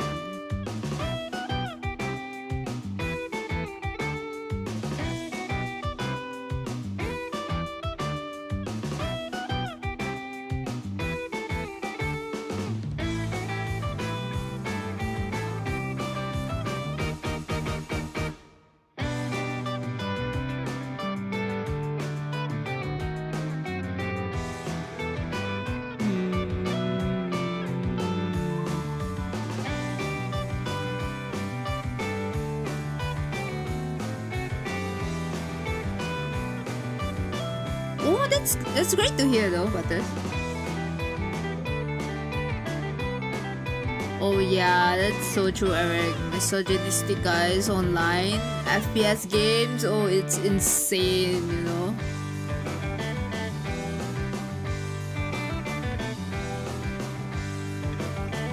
Oh my god, that's insane, man. Like, oh god.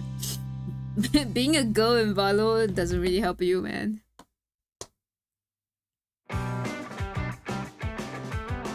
Yeah, I think like for FPS games, let's just like play with friends. Or have like teammates. Like have your friends as a teammate so you won't get harassed. I mean like that's also one of the reasons.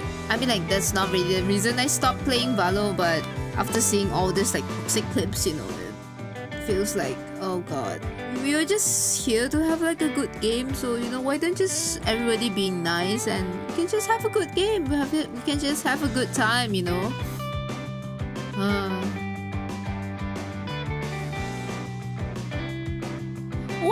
What the fuck is that argument? Sometimes those guys don't want the presence of the woman while we're playing a game. That's so misogynistic. What the fuck?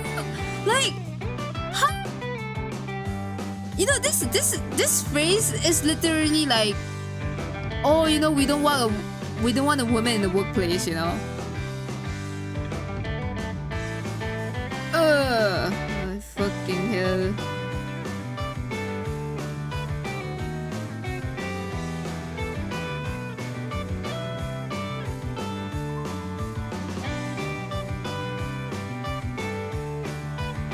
Toxic communities can become competent. You know what? Yeah, that's so true. Yeah. And like mostly like male-dominated spaces, no? Most like toxic, and also free-to-play game.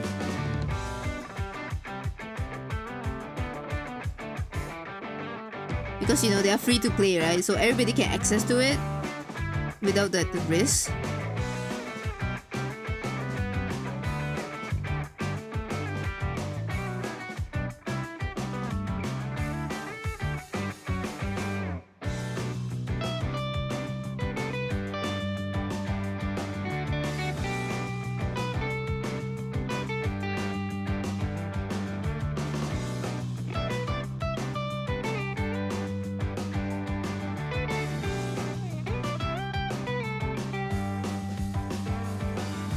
I like that this stream has become like a podcast stream again.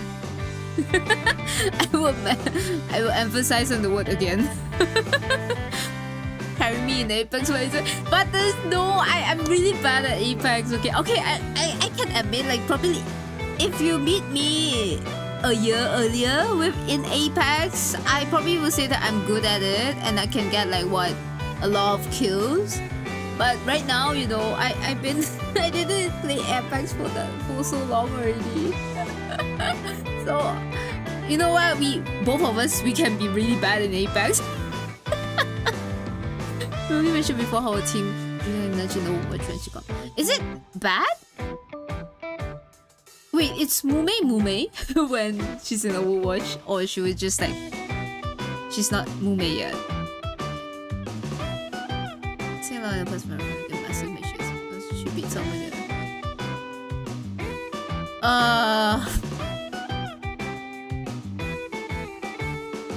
Yeah, like that's the thing about like the pride thing, right? Like when a girl is better than you, you started to harass her but not get good to beat her, I don't understand like the kind of like the mindset as well. I do understand it's because of misogynistic and also, not respecting women in the first place, and also patriarchy system and blah blah blah and whatever, So like just get good at it, if it's not about like women or men beat you, you just treat them as a human and respect them as a human. If you respect them as a human, you treat them the same way as you treat your male teammates as well, right? And get good at it, and now we can have fun.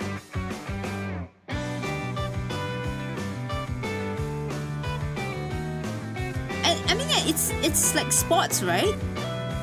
Sports is the same thing. Every stream is telling you the podcast stream. You know what? That's so true.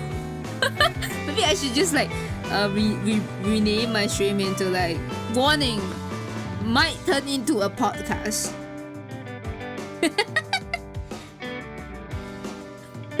So what podcast are we going to have it today?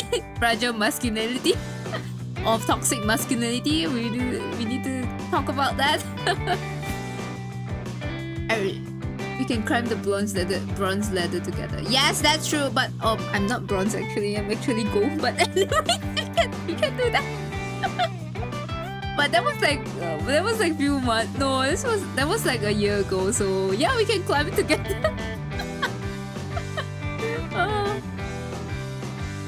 But I don't know though. I think they changed a lot of stuff though.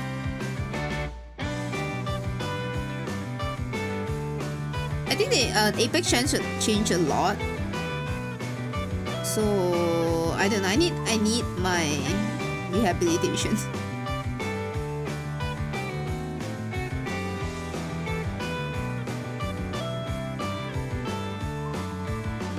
Yeah, you know, Credo, that's exactly true. If you can't beat someone, just get good at it, you know, and then you beat someone in games. That's how competitive sports works, right? Same thing. Fragile masculinity, that's so true. You know, okay, so it's a bit of podcast time if you wanna hear about it. So, you know, toxic masculinity and like masculinity itself, it's very fragile, right? Like all this, like, you know, sometimes I heard the podcast about like alpha males and everything, and it was so stupid. Sometimes I was thinking about what are you teaching all these like teenage young boys, you know, about like alpha male, beta male? Come on, it's just don't infuse like such toxic stereotypes to men as well, you know, because like because I grew up with like siblings too, so I have brothers, and the way that parents teach us is like completely different thing, you know. So, you know, some things like, you know, where boys can do but girls cannot do, and one thing I heard a lot is about boys will be boys, you know, and when a girl did something, we are taught to be like, oh, you need to stay at home, you need to play with dolls or whatever, you know, like that. It's so stupid. Like, men are also allowed, and also like about the emotions thing, right? Or they will say that, oh, women are more emotional than men and they cry a lot, they show the emotions a lot. Yeah, because we are not taught to suppress our emotions, right? And men too shall not suppress their emotions, because it's a human thing to have emotions, right? Men are also allowed to cry. Men are also allowed to feel the grief, the pain. You know, they don't need to like hide their tears from anybody, because it's not like, you know, if you're showing your tears that you're weak or something. No, it's part of a human emotions, you know. Everybody is allowed to cry. Who said that crying is a emotion? Is a gender thing? Okay, I'm so mad at this. Like, whenever people say that, oh, don't cry because you're a boy, you know, men, you're a man, man up, whatever, you know. What? what the fuck is man up? Okay, if the boy wants to cry, let him cry. You know, I think strong men also cry, right? When a girl is better than me, I knew it. Pop, I stand with you. When a girl beats me in games, I will also declare her my queen. When I beat a guy in sports, the rest of the guys just talking about how they got beaten by a girl. Yeah, okay. So that's the thing about it, right? So when a girl beats a guy in like some kind of competition thing, and then they will be like, oh, my pride has shattered because I got beaten by a girl. Why is that? Because women are treated as secondary citizens for some reason, right? Because of history itself. And then like being beaten by a girl means humiliation. Means like you're not, you can't even win over a secondary citizens. Like, and that's the whole thing about like fragile masculinity, because this whole thing is built upon oppression itself. So this is kind of a little bit of an anthropology, but there's a thing in like hierarchy system where you have a self. So you have a self and other, right? So the self is always at the top of here. Okay, as you can see on the screen, kids. Class, you can see on the screen, right? So there's a self and there's a other. So this one not only applies on gender as well, it applies with everything. It applies to like stuff that has like hierarchy system. For example, race. Social class, mostly race though, gender, you know, all of those stuff. So one thing about it is like, the thing about self is like so unstable, right? Like the whole thing is like so unstable. It's like very shaky, right? It's because like they are suppressing the other to gain their own platform itself. So in order to preserve that power of the self, the other needs to stay below. So what happens when the other try to become equality with the self? Like not even surpass. but to gain equality of the self, right? So self and other, right? The name changes because right now it becomes equal, right? So both of this thing becomes equal. So there are no hierarchy exists. When there are no hierarchy exists, power doesn't exist. Hierarchy doesn't exist. So what will it do is, in order to preserve the power, oppression is needed. So we can do it as race, right? The most easiest one, white and colored, right? Or black. We can just take the white race and the black race. Segregation, right? Before before the Civil War happens, right? Segregation happens. Whites oppress black, right? We talk about gender, masculine gender, right? Alpha male, okay, quote unquote alpha males, right? Toxic masculinity. Masculinity is here. We have femininity, right? And also gay men as well, right? So in order to preserve this the power of masculinity, who do we need to suppress? The feminine, right? And I'm drawing on the wrong layer. Fuck me. Wait. I need to open the new layer. Wait. Okay. It's savable. It's fine. Holy shit. That scares me for a sec. Interesting. I'm sorry. I'm just getting into like the mode. But so back to the lecture. It's not really a lecture though, but I think like it's something that I learned, and I think like it should be shared to everyone, because it's such a waste to just stay in the academic world, right? Like without like letting other people know as well, right?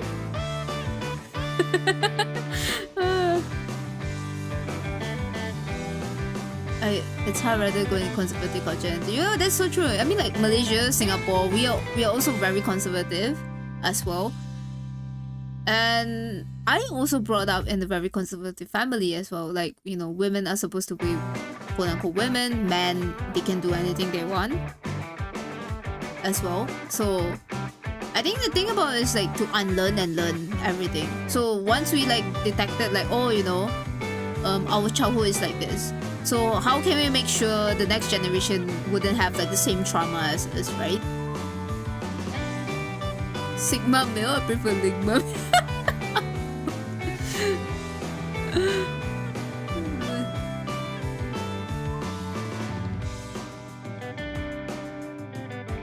Oh, Eric, can I wait.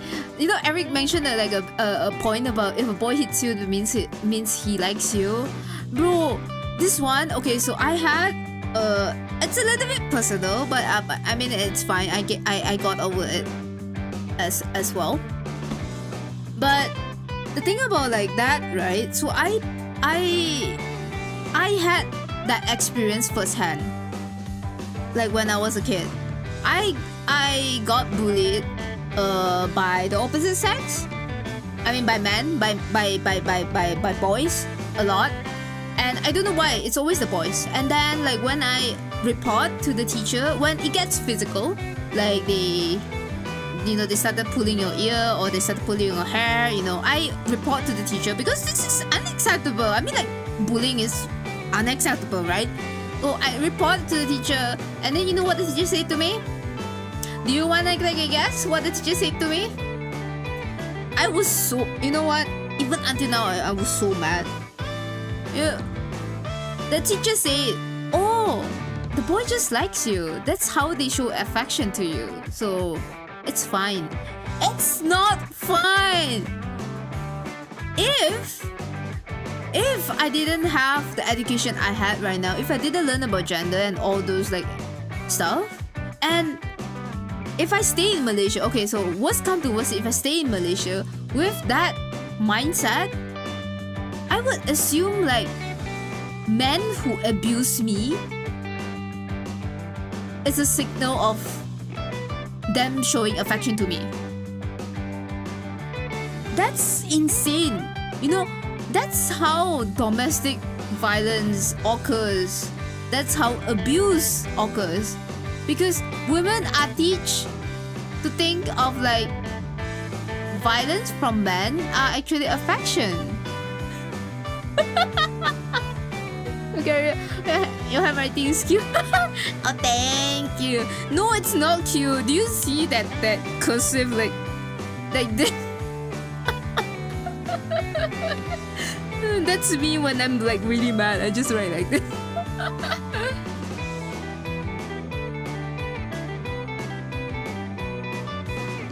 You know what? That's a real like experience there. It's insane when I think about it, you know. And you're saying to a kid as well.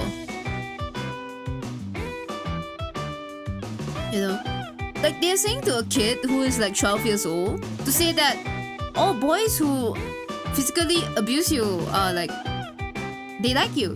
So yeah. No, it's not. You know, we should learn that. We should learn that, you know, this kind of behaviors are not acceptable. It's not. Any kind of like bullying is not acceptable. And so stupid as well. Like, if you like a girl, just tell her. You don't need to tease her. You don't need to do all sorts of like pranks and everything. So I don't really understand like you know, like some kind of like, you know, sometimes like mangas they will like write about like how like guys they tease the girl they like, you know, they do pranks, they pull their hair and everything, right? And I would see that, I was like, oh, so that was supposed to be an affection towards women? Or like towards girls? To get their attention? Can't you get attention like how normal human beings do? Like, tap in the shoulder? Do you want to study together? You know, just like that. It's so bizarre. Like, sometimes I was like, oh my god, this is wrong in like so many layers that if I have a kid, I don't want my kid to read that. Right. I don't know what the book of Korea crushes about this one. You know what? Yeah, that's so true. So that's why we need to start from media, right? The media is such an important role in like setting like a representation as well. I mean, yeah. I mean, like the more that we learn about it, like the more we see ourselves like some things that we need to unlearn, like traditional stuff too. Sometimes we need to unlearn, and then we need to learn new things as well. Right? So I learn from my past traumas. That's very sad, but.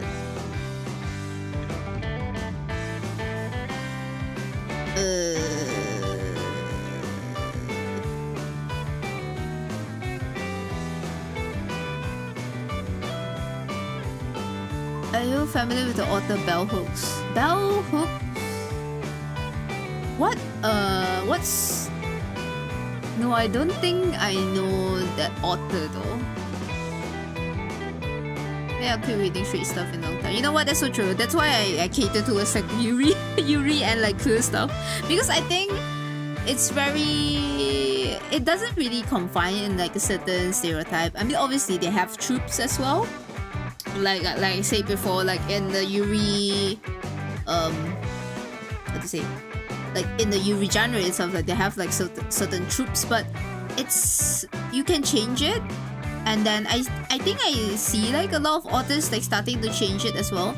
Of course, there are like some tropes they stayed as well for entertainment purposes, but I see a lot of like authors, especially like Japanese authors, they make it to like more relatable instead of like, you know, it's like up there like fantasy, right?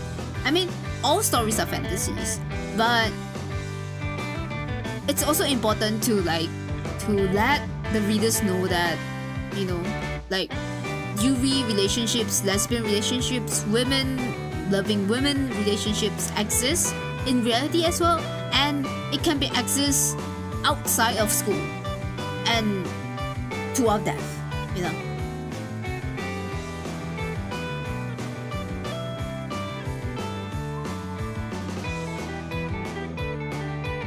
Bell Hooks writes a lot about problems that come with toxic masculinity. Writes about how men can change for people. We have to change men masculinity. I love so much. Okay, wait. Let me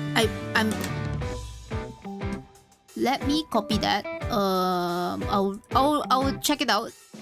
That is very interesting.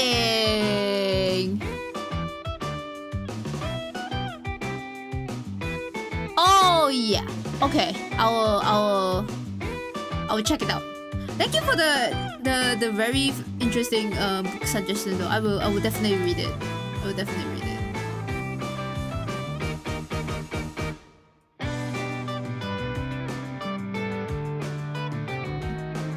it. Some are too scared at the age. Yeah, it's also the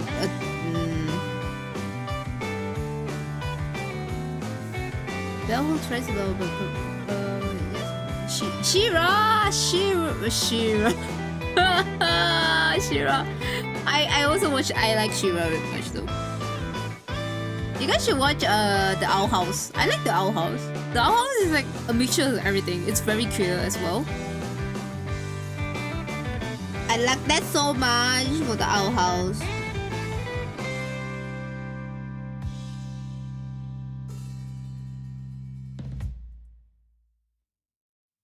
I like that this stream is an art stream, but it completely turns into a podcast stream. Why does it happen like every single time? Not that I complain, but you know, I have fun talking because I like to talk.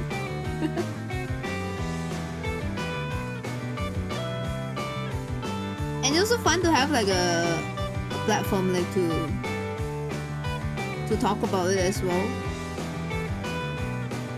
Maybe you know what? Maybe I should open up a podcast at this point. Already watched the Owl House. Yeah, baby! Watch the Owl House. You know what? The Owl House is also a thing about like how like queer authors they did their best to like to fight a place for representations as well in like the children's movie. Especially in Disney too. Very conservative, one of like the most conservative children's movie show as well. Oh, did I tell you like the funny thing about, because like in Malaysia, right, LGBTQ rights technically doesn't exist there. So anything that is considered gays, you basically get persecuted or you know, yeah. So it's a very horrendous country, by the way, but yeah, people are still fighting for the rights, but it's not really that good actually. So it's very bad to live in as a queer person. So like there was like, you know, Beauty and the Beast, right? So there's not really a scene, but you know, there's a scene where LaFau kinda confesses love to Gaston, right? Because LaFau is gay. I think they probably took that scene out. Yeah.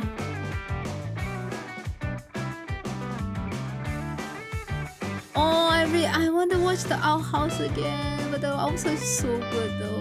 The last classic cartoon was Steven Universe is also good. Steven Universe is also from the same author, Dana Therese. Is it? If I'm wrong, correct me. But I think so too though. But yeah, but you should watch the Owl House. Lumity, I love you. Guys, did you see the third season, third episode?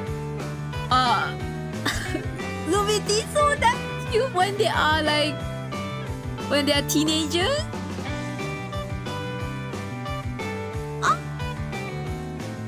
So hot and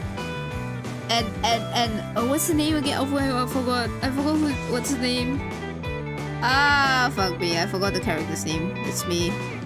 But she's so hot, the lesbian one.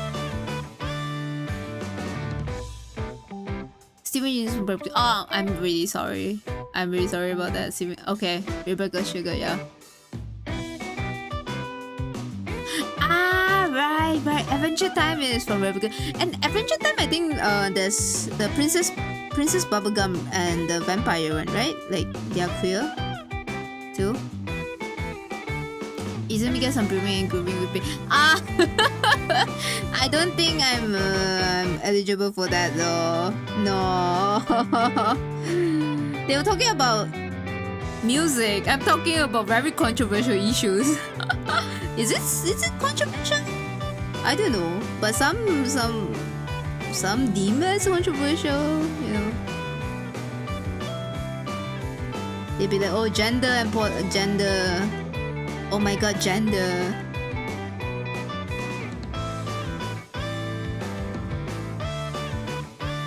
Gender is such a taboo thing to talk about. Oh my god, toxic masculinity? No, you can never touch that.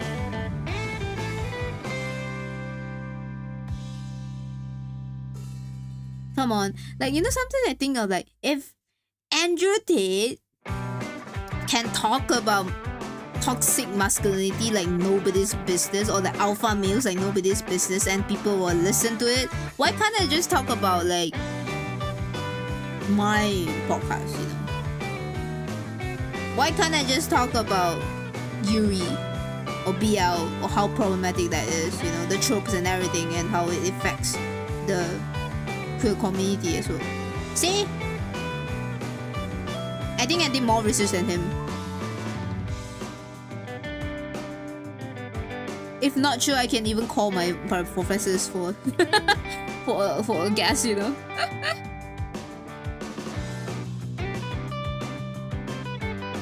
No, but sometimes it's just like it's a thought in my mind, you know.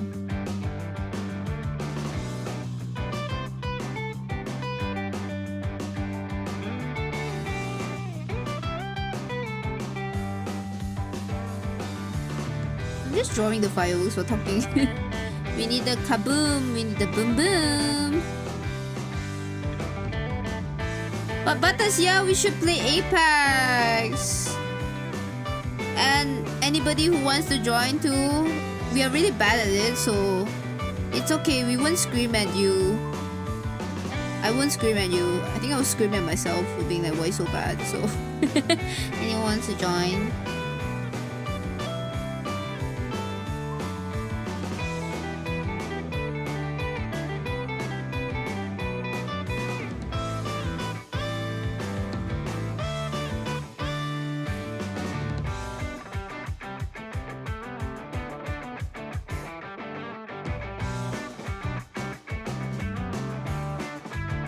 The gun is good. Oh, I didn't watch Adventure Time, so I probably don't know that trope though.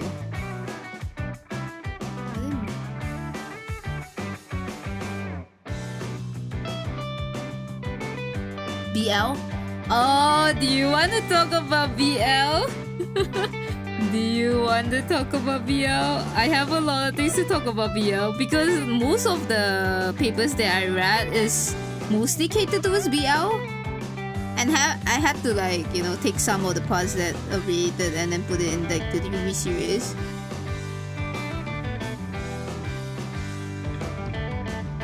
We can talk about BL if you want. BL is a completely different thing though. I mean, like, not really completely different thing, but it's there's a lot of problematic stuff because, okay, the podcast of BL is gonna start now, by the way. It's gonna start now. So the thing about BL is like, so first, we can think about like, if we think about queer media, right? So mostly it's catered towards like queer people, right? Normally we think about that. But BL, the reason why it gains so much attention from the academic world is because like the target audience isn't gay men, but straight women. And it's made by women as well. It's made by women, catered to a straight woman, about gay men. About men loving other men. Right. See? You know, I also have a lot of friends that are super obsessed with BL. And there's nothing wrong with that. It's a part of entertainment. But you can see, like, if you go to like Ikebukuro or like those places that have sell like BL, it's women, you know. It's literally just women, and you sometimes you would think about it, but it's about gay men, right? Why women? Why straight, and especially straight women, you know? So there's a lot of reasons to it, and a lot of things to uncover actually. Like I think that the main reasons why like straight women they are obsessed with BL, or they find it easier to not really project themselves, but to enjoy BL. It's because like the power dynamics of the characters as well, right? And they are really easy to project. They reflect the real life of the heterosexual dynamic. Okay, so those people who read BL, I think that you know what I'm talking about. So in BL, you definitely have one, you have a seme, two, you have a uke, right? So where do you see this power dynamic came from? From real life, right? Men and women, right? Oh, do you want to, Venus? Don't talk about Omega-verse. Omega-verse is another thing, but let me just fill in like the basic stuff of like the BL first, and then we can talk about a little bit about the Omega-verse. Okay, so like I say, right, the heterosexual dynamic and everything, and it's easier to project in that way because you feel familiar to it, although it was like two men, right? And like easier to project your own like reality to like the fictional media, and also and then what I'm going to say, I just lost my train of thought for 1 sec. Hold on. Easier to project, and also like I think like there's a lot of like it paves way for women to discover their own their own identity or sexual identity, as you can say, because like in reality itself, right? So men doesn't really show like their weaker side, as in like their emotional side, but in BL you can see that because both are men, that you can see like the uke has like the emotions of a quote-unquote women, so it's much more feminine in a sense, right?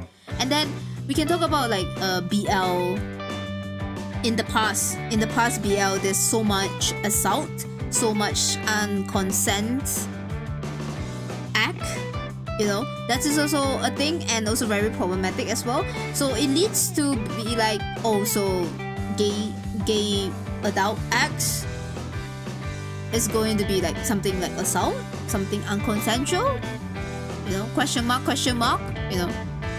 And also the thing about like the power dynamics as well, we can see very clearly how they draw men as well. We can see like the seme, the dom is much more muscular, the uke is much more feminine as well. So where does everything come from? It's from the heterosexual relationship.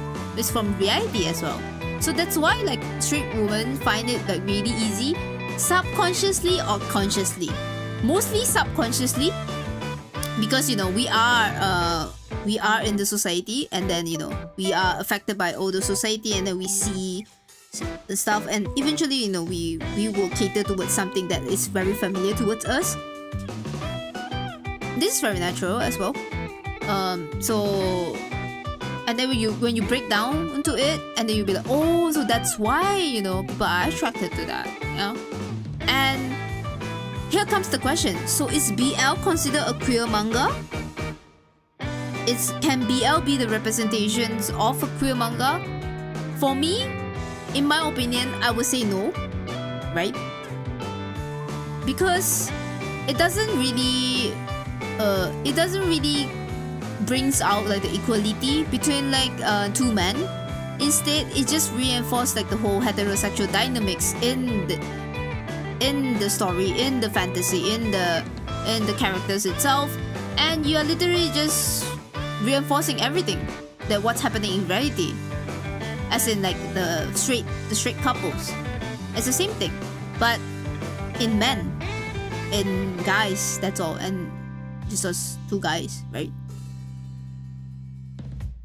So yeah, so that's also like one of the reasons, and more summarized version of like why straight woman finds BL interesting. And yeah, Eric, I think you did mention like lesbian women like BL as well. Yes, they can also like BL. I think it's most likely because of the same thing that I mentioned before, because of the power dynamics, and they feel familiar towards it, either subconscious or consciously as well. Is BL? Oh, you were asking a question. Is BL popular with the lesbians too? I know some lesbians, they like BL instead of like Yuri.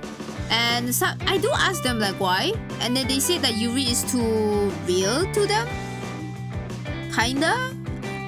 Hatina had like question mark, but their opinion is like they would rather enjoy BL instead of Yuri, because like BL is kind of like a detached to them, and it's from they can read it as an entertainment without like projecting the stuff inside. But for Yuri, it's kind of like, because it's between women, right? And then they like women as well, so it's kind of like a projecting thing. So they kind of feel a bit stuff, I guess. So that's their reasons. But I don't know about others. And I don't think I read a paper about it, but I will find out. Yeah, I think, yeah. They have to draw this bara man. I mean like the muscular man.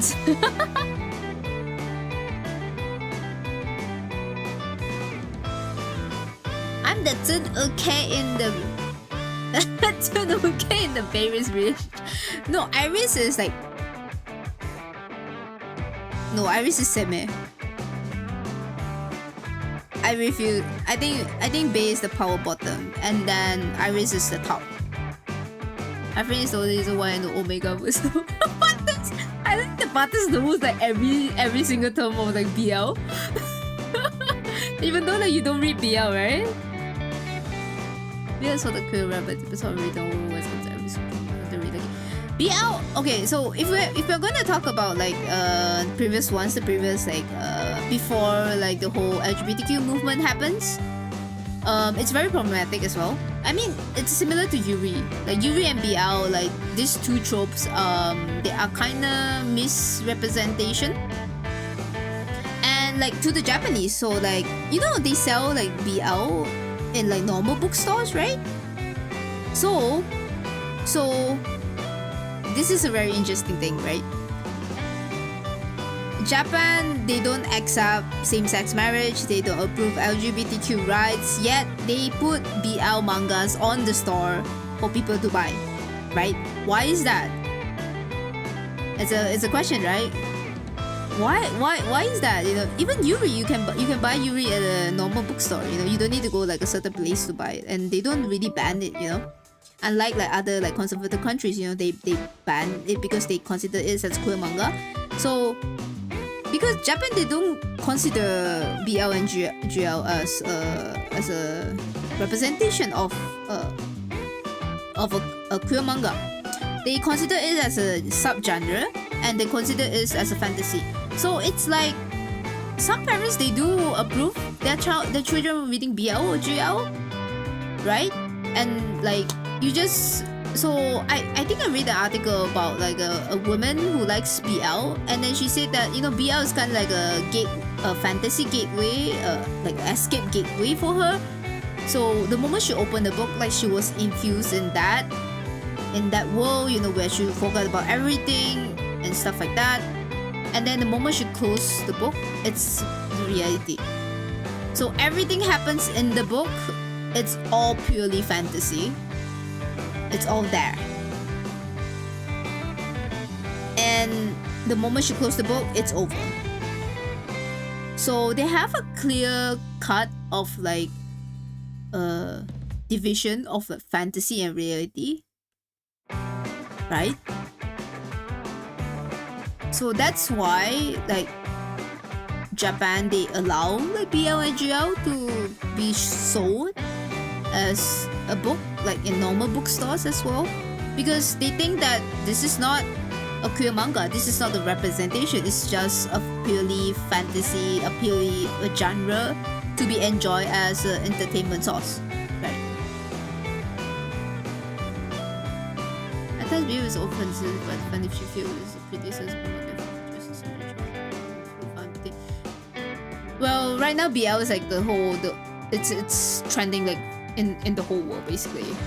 And yeah, some they say that fujoshis, and the fujoshis are kind of scary as well.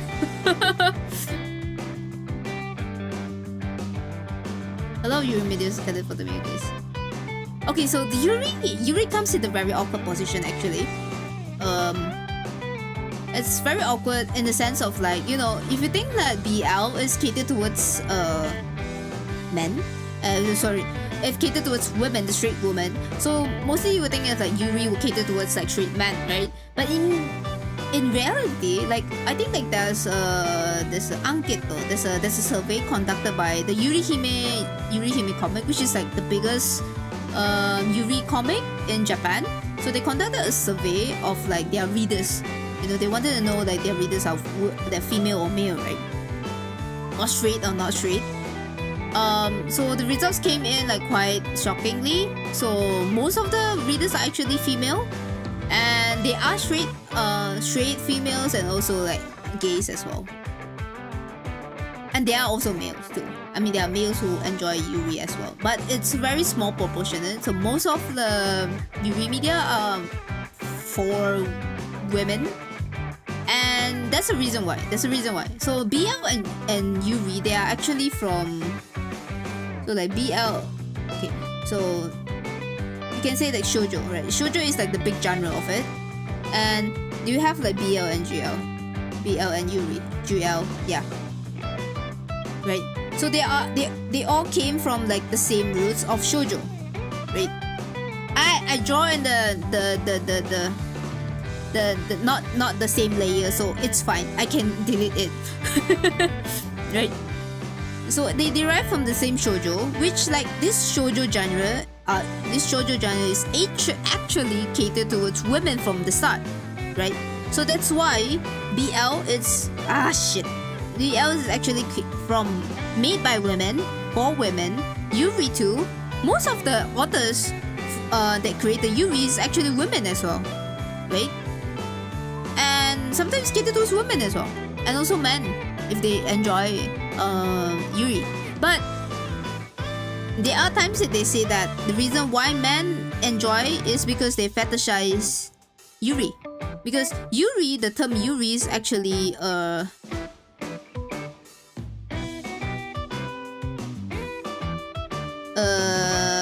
it's pornographic. And then the term actually changed it throughout the years. And BL too. BL is the boys love, but there's another term, it's yaoi. This is also a pornographic term as well. So it's like mostly like, you know, gay adult acts. Yeah. And do you want to talk about Omega Verse though? Wait, hold on. Let me just read the comments for it.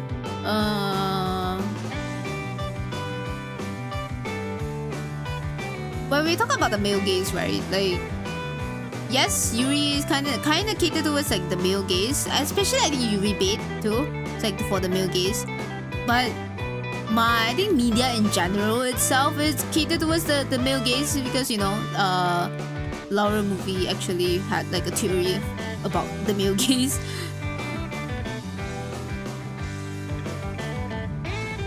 Iris is seme. I agree with Iris is actually seme. I like to draw her hopping bay. I think it's cute. Eric, please send me the clip. Tsuno getting. Thank you very much. No, I think Iris is. No, Iris is not uge. No. Iris is more seme. I will stand by my. But I think Iris uge is also cute though. I'm okay with both. I don't need to be my friend. Let's talk about it. You are a good friend, man. Butters, you are a good friend. Okay. No, I feel the same. Yeah. I'm a straight man, but you really makes me appeal to me. Yes. Pom agrees. Pom sees that as a representation of straight man. I agree. that Yuri is very appealing.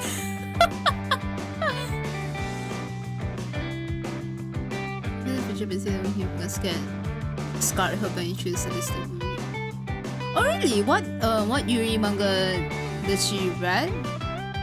Is it citrus? Or like really explicit Yuri mangas? Why is it Yuri usually ends up with overall Yuri make it? Venus, you have a point actually. Like,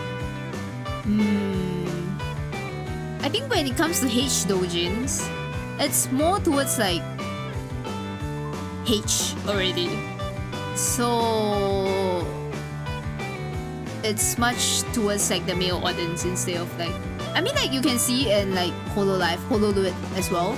Like doujins, they are mostly catered towards male, yeah. But Yuri Media, like the safe version of it, might cater to female audience because they I mean like people would say that like BL, the reason why BL is more towards women because they have like in-depth storyline, they have like the building tension, everything, not only just the act itself, where you know doujins, H doujins are mostly just like the act. It's very visual act, you know. But you know, like women also can enjoy like visual act as well. So not everybody, but if you're talking about like the whole majority wise, like they will say that oh, women are catered towards like more on the storylines, you know, more on like the romantical side, but men are more towards like the visual side. But you know, we can also enjoy both. There were pornographic, yeah, yes, they are. Yeah. There were actually pornographic terms for it. I mean, like, you know, the term lesbian too is actually pornographic term, right? It's literally like, even until now, I think it's a category. That's like, that's why men fetishize about lesbians, you know. And that's why like lesbians relationships are not considered as like real relationships until recently, because they thought that it was like a part of like fetishizations. Just send a clip. I will check it out later. I'll check it out later. Citrus is really good. Citrus, much of like unconsensual act, but I do enjoy it as a kid. I have like the whole series of the book as well. It has a lot of like very Yuri tropes, I can say, yeah. But I think that if you really wanted to read Yuri manga, I will suggest Bloom Into You. Bloom Into You, the English version. It's called Bloom Into You. The Japanese is Yagate Kimi na Yagate Kimi ni Naru. So the Romaji is Yagate Kimi ni Naru. This one I really recommend if you really want to read like a good Yuri series. It's really good. The anime is equally as good as the manga, so you can start anywhere. Yeah. Bloom Into You tackles a lot of stuff.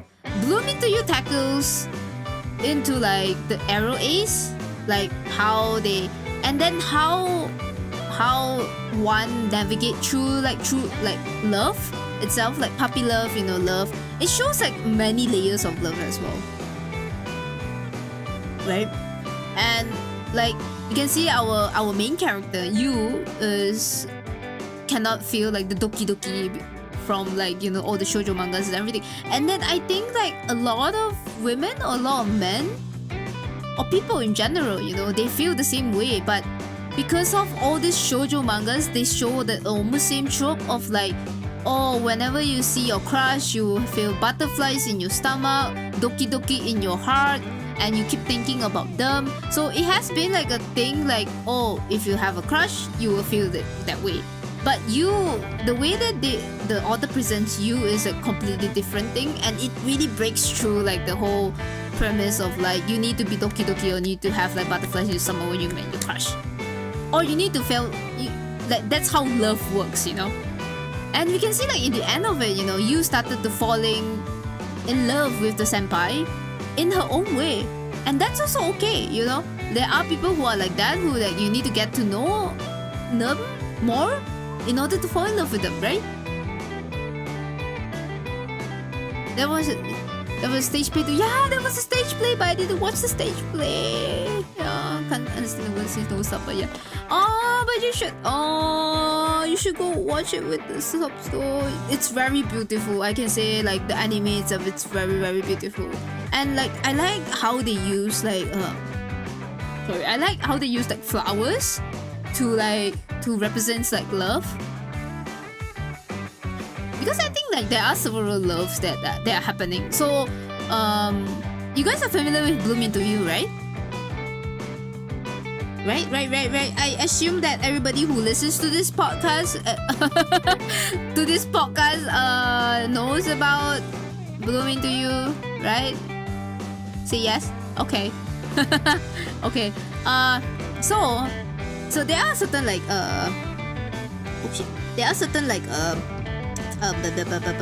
like different types of love and like Bloom Into You.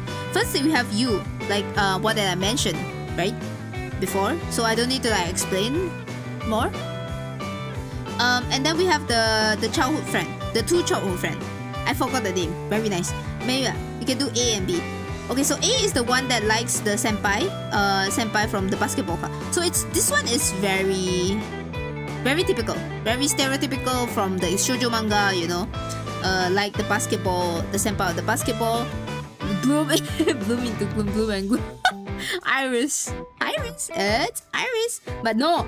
The senpai, you know, the basketball team, whatever, blah, blah, blah, very typical like shoujo type of like trope. And then I think she was given like a flower that is represent of like short-term love, which is like a crush. So a typical crush, right? So B is more likely towards like a person that she don't know. Like I think like she likes reading novels, and then she kind of fell in love with the writer of it. So it's more like a akogareru. It's more like a what's it called? Akogareru no love.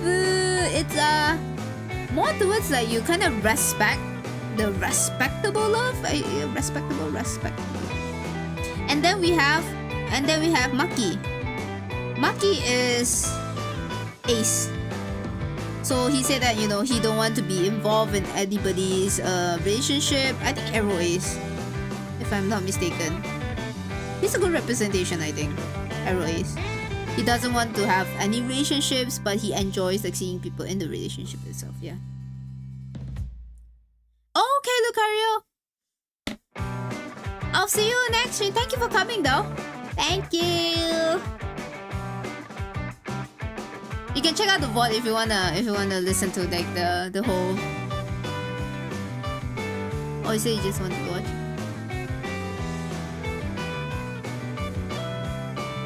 Yeah. So Maki is like Arrow Ace, right? And then we have Toka's best friend. Toka's best friend is, oh my god, I forgot all the names. Toka's best friend. Let me just say Toka's best friend. Toka's best friend is an unrequited love, because you know she has been in love with Toka for like quite a long time, but she doesn't want to spoil the friendship because she didn't confess her love, right? That's very sad. I think that happens to like every lesbian. Every lesbian before, like it's such a trope that it makes fun of, like, you know, falling in love with your best friend. But yeah, so it tackles like all of this, and then like what's best is like they have like a example of like, you know, the teacher and the lover and her lover, which is like a lesbian relationship that it exists outside of the school itself. So we can see that it's actually real. So the relationship of both women is actually real. So I think that's one thing like good about Bloom Into You. And there's no toxic. Does they have toxic? Do they have toxic? I think okay, I will take that back. Because I think Toka did a little bit of gaslighting towards you, but you try her best to like save Toka. So that's okay. They are like good and bads in the like in some parts, but yeah. I will catch it when Joe was listening. It's okay, you know, you can just listen to the the small podcast.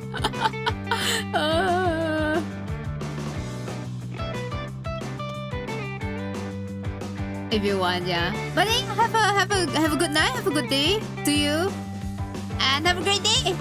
Otsuzumi. Toka and you is a little bit toxic as that. Yes, I agree with that. I think that Toka was a bit like toxic as well, because like she literally said to you is like, please don't fall in love with me, but I can fall in love with you. Which I'm like, it's kinda okay, but you know, let's see how like the whole thing like played. But I like that how like the author twists like the original tropes to like a very modern interpretation of like the trope actually. So it was very new in the sense of like there are not many Yuri mangas at that time who tackled this issue that much. So I think that's also one of why like Bloom Into You like became like really popular, because it tackles like all ways of like LGBTQ queer members basically, yeah. And Toka was not overall just in not good mental state. Yeah, she has trauma. Everybody should go to therapy. Really. To be honest, yes, she should go to therapy before starting a new relationship, instead of just projecting every trauma to you. But in a good way, like you has the capacity to accept what Toka brings everything to her. It's like projecting. It's not good, guys. Reminder, that is very toxic, so please don't do that to your partner. Please talk about it, you know. Everything. I need to save this. If not, I forgot and everything will be done. Hey, you know, at least we did a little bit of like line art and the fireworks, which I don't really do it, but it's fine as well. I think I got the same speed. Wait, what time is it? Oh my god, it's 1. How many hours has been wait, how many hours I've been streaming? Oh my god, 3 hours! Holy shit. Otsuzumi rice! You can catch up the VOD later if you want. It's a mini podcast. A lot of romance anime drama will be resolved. Have a good night though, Rice. A lot of romance drama will be resolved within 6 months. You know what? That's so true. Yeah, everybody should get like a therapy session before starting the new relationship. Rename the stream to just drama LGBT.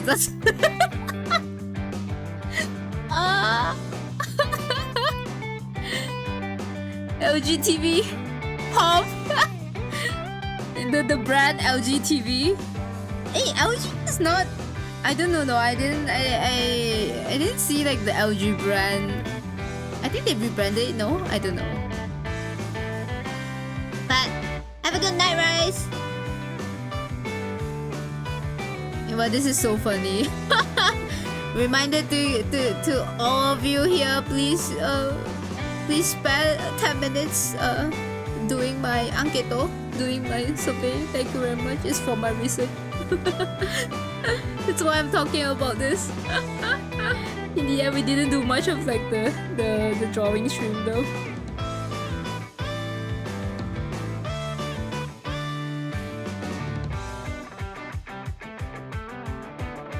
See? Hey, really? Oh, that's sad to hear.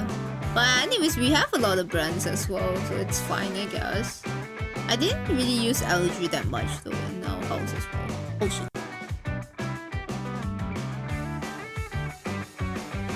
I mean, there are also like many brands like coming out as well, so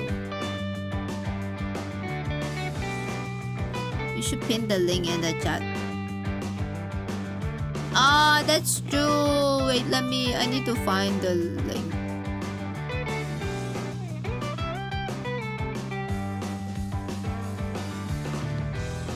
It's fine. You know what? You can just find me at the fine. I will retweet.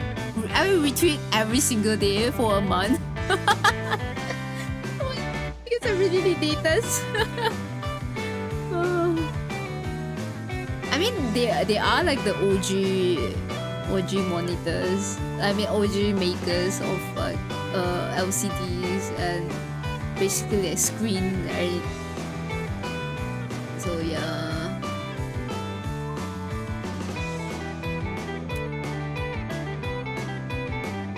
So what am I talking about again? Oh yeah. How about blooming to you? So yeah, I mean that's a little bit of summary. I mean like if you want to hear about Omegaverse, that's I think that's gonna be like a literally another session about it. So you know, actually I'm not supposed to say it, but you know, since we already touched down like the Yuri and the BL topics, I'm actually really considering of like opening a podcast about talking about all of this in a more like cohesive manner. And literally it's like a podcast dedicated to like what is Yuri, what about BL, what is Yuri, what is BL, and what are the like the toxic traits in BL, masculinity, femininity, gender, everything, like everything that is related to that topic, and also Yuri as well. So I think in that one, you know, it will be in the form of like podcast and podcast stream, I can say. So yeah, that's actually my plan. But since we are talking about it though, so I will just let you guys know. So if you are interested in it, you know, it's gonna be like more I mean more dense, of course, because right now I was just talking based on what I learned, and I think I drop a lot of details as well. So that podcast will be like really dense, and like if you want to know more about in that field, please look forward to it. And remember tune in as well. You know, you have I think like I was planning like have like a podcast talking about it, everything, and then like in the end, like something like in the end of the session, we can have like a Q&A. I actually had a friend who said that she's okay to do it because she likes BL a lot. So she probably do more on the BL side, and I will do more on like the Yuri side as well. But we will do like both of us, so it's kind of like a talking, you know, like how like podcasts do it, like, you know, talking, chatting, talking kind of stream. So it's much more like dynamic as well. So it's not like only me talking. zatsu, chatting. But yeah, you know what? That's the plan. But I think like it will be in a completely new channel. It's not gonna be here. But you know, I'm just letting you know.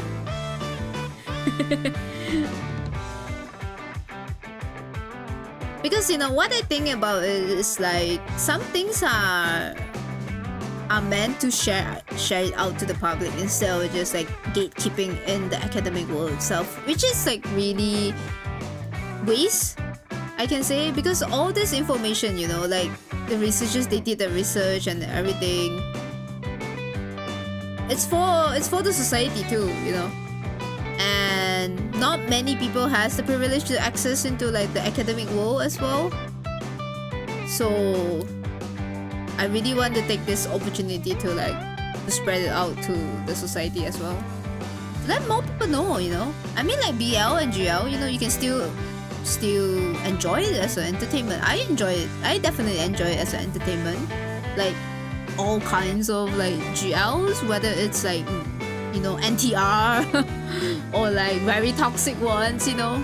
I also do enjoy it, but also at the same time, you know, I think that it's also important to have like the breakdowns of it, like what's behind all of this, why do we create this, the representations, blah blah blah, stuff like that. Yeah, I'm so passionate about it. But thank you so much for listening to my rambles, but not really much of like the zatsus, the drawing again. And you know what? The next stream is gonna be me typing only art no zatsu again. It's gonna be the same process again. I can see that happening. But yeah, it's getting late as well. I will stream for 3 hours. Oh my god! But thank you so much for joining this this art stream and gesture drawing. I guess. And thank you so much for listening. My rambles and a little bit of like the podcast and zatsu done. But yeah, Venus definitely Omega versus Subi and say, why say so Friday? Are we going to draw muscular men? But that one is very interesting though. Omega versus say so Friday. That's oh, think about it. Yeah. But Omega versus a different. It's a different thing, man. Oh my god. Gesture drawing. Yeah, I did gesture drawing. Do you want to see? I actually did. You see? See, I did. Jijang. I'm really proud of it. We did 3 rounds. See, we did do it. We did.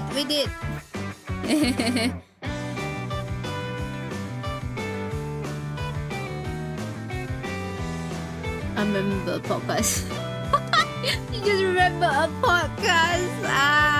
But anyways, it's getting late as well. So, yeah.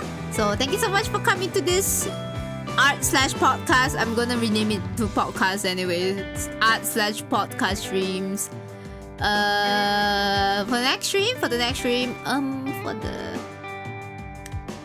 pre-recorded gesture draw. I shut up about this. No, I did it for the first 40 minutes. You can check the board if you want, okay? For the next stream, I'm not really sure. Tomorrow might or might not, depends as well. 30, 31, but 31 maybe. Yeah, you know what? I think tomorrow I'll be streaming, but I will definitely say that, you know, it's just art, no zatsu this time. I need to finish this one, and hopefully you can post it by tomorrow too. I think we can. We need to. What will be tomorrow podcast team? It will be no zatsu done. Okay? It will be fireworks podcast. We'll talk about fireworks. Different kinds of fireworks. Because we need to draw a firework.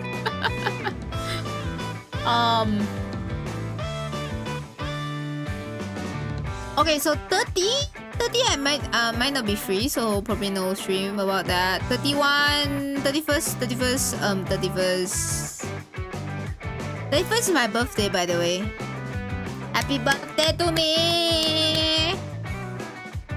Will I stream? Depends on where I go. I'll probably just like stay at home, get me some cake and coffee, and then just eat the cake and coffee, and then it's my birthday. It's Mochizumi's birthday! It's Mochizumi and Izumi's birthday. But anyways, so I think that's the plan about it. I think tomorrow I will stream, yeah, because I want to finish this art. Yeah.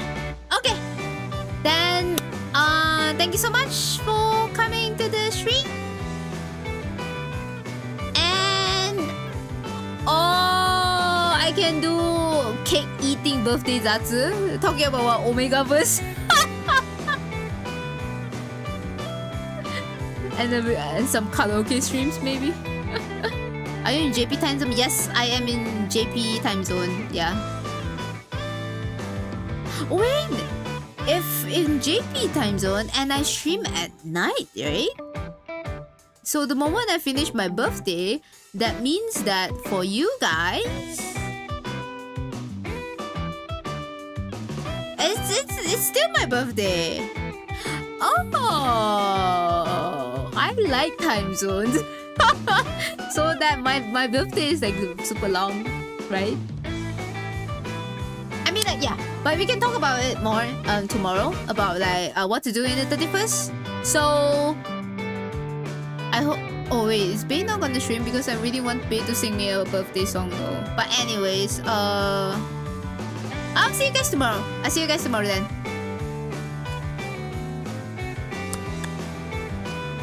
Yeah, so I see you guys tomorrow, and we're gonna finish up with this fireworks. Tomorrow's podcast theme will be probably be fireworks, and I try not to speak that much because I need to draw as well. Okay, and I'll see you guys tomorrow.